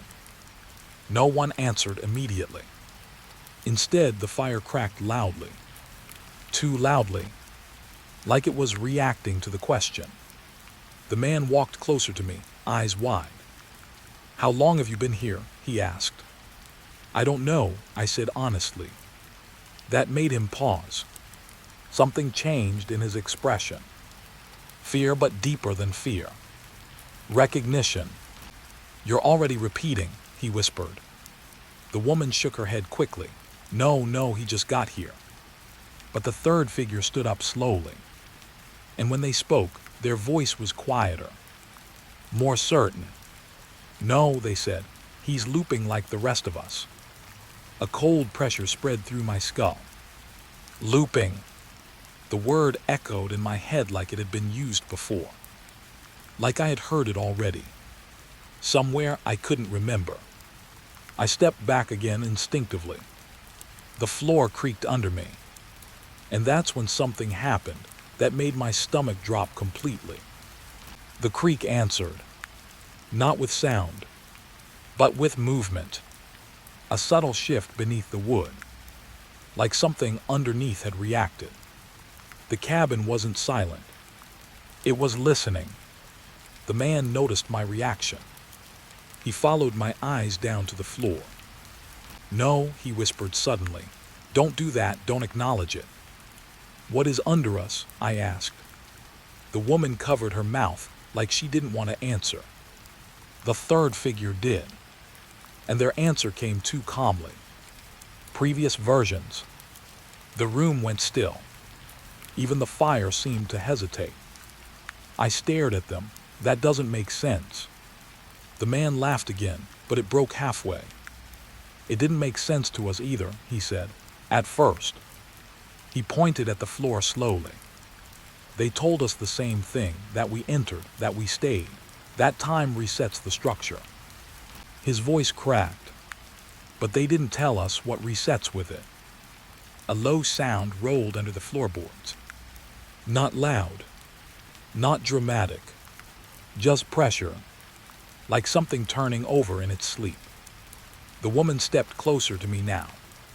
Listen, she said quickly. You need to leave before night resets it again. I tried, I said. Her face tightened. You can't try once. You have to try before it notices you. Before what notices me? No one answered right away. Because the cabin answered instead. A soft shift in the walls. A slight tightening in the air. The fire dimmed for half a second. And in that half second, I saw something I shouldn't have seen. The cabin wasn't just one structure. It was layered. Stacked like pages pressed together too tightly. And in those layers, people were moving. Not fully formed. Not fully gone. Just stuck. Rebuilding. The man grabbed my arm suddenly. Hard. Don't look too long, he said urgently. It starts copying attention.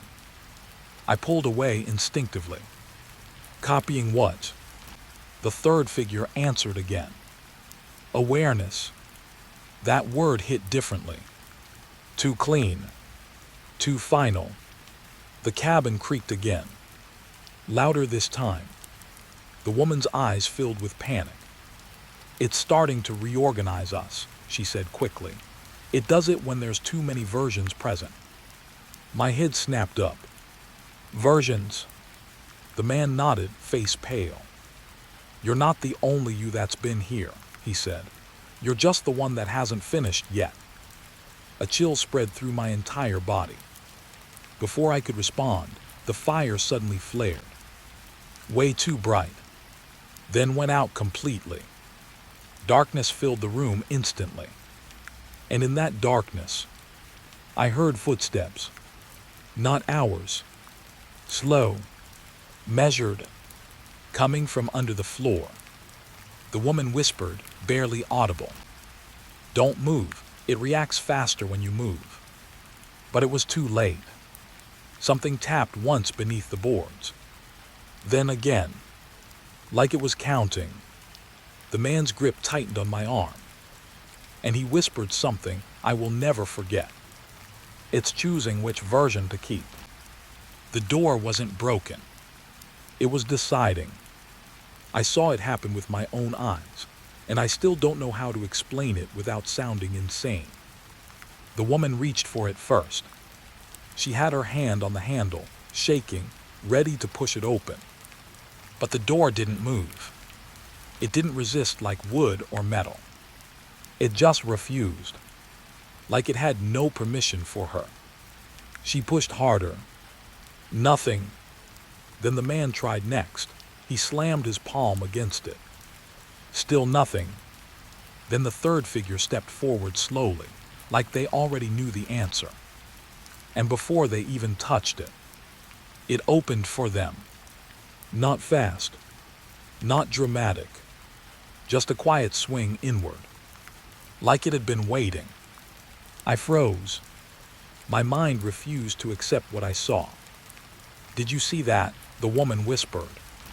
But her voice sounded far away now, like the cabin was separating us into different distances. The third figure stepped inside without looking back. No hesitation. No sound. Just gone through the doorway like it was normal. The door stayed open. Waiting again. The man swallowed hard. It's choosing again. I didn't understand what he meant until he stepped forward too. Slowly, carefully, he reached out. The moment his fingers touched the wood, nothing happened. He tried again. The door stayed still. He pulled back immediately, breathing faster. No, he said. No, I've been accepted before. The woman turned sharply. What does that mean? He didn't answer, because the door shifted. Just slightly, like it was reconsidering. Then it opened for him. Same as before. Quiet. Final. He hesitated only a second before stepping inside. And just like that, there were two left. Me and the woman. The silence that followed was worse than any sound. The fire was still gone. The room felt tighter, like the walls had leaned in closer after each person left. The woman backed away from the door immediately. No, she said under her breath. No, I'm not going again. I looked at her again. Her eyes snapped to me, and I saw something break inside her expression. I've done this before, she said quickly. I know I have. I remember leaving. I remember the road. I remember. She stopped suddenly. Her face went blank for half a second, like a file in her mind had been erased mid-sentence. Then she blinked hard. I remember trying to leave, she finished softer. That pause changed everything, because I realized I had seen it before too. That exact hesitation. That exact gap in memory. The cabin creaked above us. Not loudly, just enough to remind us it was still listening. The door stayed open, patient, waiting for the next decision. The woman shook her head violently. We shouldn't split up, she said quickly. That's what it wants. It always separates. It already separated us, I interrupted. My voice surprised me, because I wasn't sure I was still fully part of the same moment as her. The air felt layered, like I was slightly out of sync with everything. The woman stepped closer to me now. "Listen," she said urgently. "If you go through that door, you don't come back the same. You come back adjusted." I frowned. Adjusted to what? She hesitated. That hesitation again. Then she whispered, "To what the cabin needs you to be." A cold wave went through my chest. Before I could respond, the door shifted again. Very slightly. It didn't fully close. It didn't fully open. It just tilted in attention, like it was now aware of me more than her. The woman noticed too. She backed away fast. No, it's looking at you now." I didn't like the way she said that. Looking, as if the door had eyes. But then I understood. It wasn't the door itself. It was the system behind it. Something that decided. Something that evaluated. Something that selected. The woman suddenly grabbed my arm. Her grip was tight. Desperate. "Don't go," she said. "If you go, I think I lose you." That sentence hit harder than I expected, because I realized something strange. I didn't know her name, but I felt like I should. Like it had been removed on purpose. The cabin creaked again. The door moved slightly inward. It was choosing faster now. The woman panicked. Wait, I can still." She stepped forward quickly. Too quickly. And touched the door. Nothing happened. She froze. I saw it immediately. Her acceptance had been denied. Her face went pale. "No," she whispered. "No, I've been here longer than him." The door didn't respond. It just stayed still. Cold. Final. Then it closed halfway. Like an answer. Her breathing broke. "That's not possible," she said. "That's not how it worked before." The cabin groaned softly beneath us, and I realized something terrifying. It wasn't choosing randomly. It was updating its rules. The woman turned to me suddenly, eyes wide. "Something changed," she said quickly. "You changed something when you entered last cycle." "I didn't change anything," I said. But even as I said it, I wasn't sure. Because my memory didn't feel stable anymore. Like it had too many versions stacked inside it. The door creaked open again. But only slightly. Only for me. The woman saw it too. Her expression collapsed. "You're next," she whispered. I stepped back instinctively. But the floor under me shifted. Just slightly. Not enough to fall. But enough to remind me I wasn't standing on something stable anymore. I looked at the door again. And I felt something I didn't expect. Recognition. Not fear. Not curiosity. Recognition. Like I had stood here before. More than once. The woman grabbed my shoulders. "Listen to me," she said urgently. "If you go through that door, you will forget me." The sentence should have meant something. But instead, it felt incomplete. Like there was a missing piece I wasn't allowed to access. The cabin creaked louder. The door opened wider. And this time, it opened fully for me. The woman stepped in front of it immediately, blocking it. "No," she said firmly now. "If it takes you, I stay." The door paused. For the first time, it reacted to her presence. A long silence filled the cabin. Then the wood around us shifted slightly, like the structure itself was thinking. The woman looked at me one last time, and I saw something break in her expression again. Not fear, not anger, acceptance. "I think I've done this part before," she whispered. Then she stepped forward and placed her hand on the door. It didn't open for her. But it didn't reject her either. It hesitated, like it couldn't decide. That hesitation gave me time to notice something I shouldn't have. Her hand on the wood was slightly translucent, not fully, but enough to see light pass through it incorrectly, like she wasn't fully anchored here anymore. The door opened for her anyway, slowly, quietly, like it had finally made a decision it didn't like. She looked at me one last time and said something that made my stomach drop. "Don't trust the version of you that goes through." Then she stepped inside and disappeared. The door stayed open, only for me now. The cabin creaked around me like it was exhaling after a long calculation. I stood alone. No voices, no fire, no footsteps under the floor. Just the open door. Waiting. And for the first time, I wasn't sure if I was being invited or collected.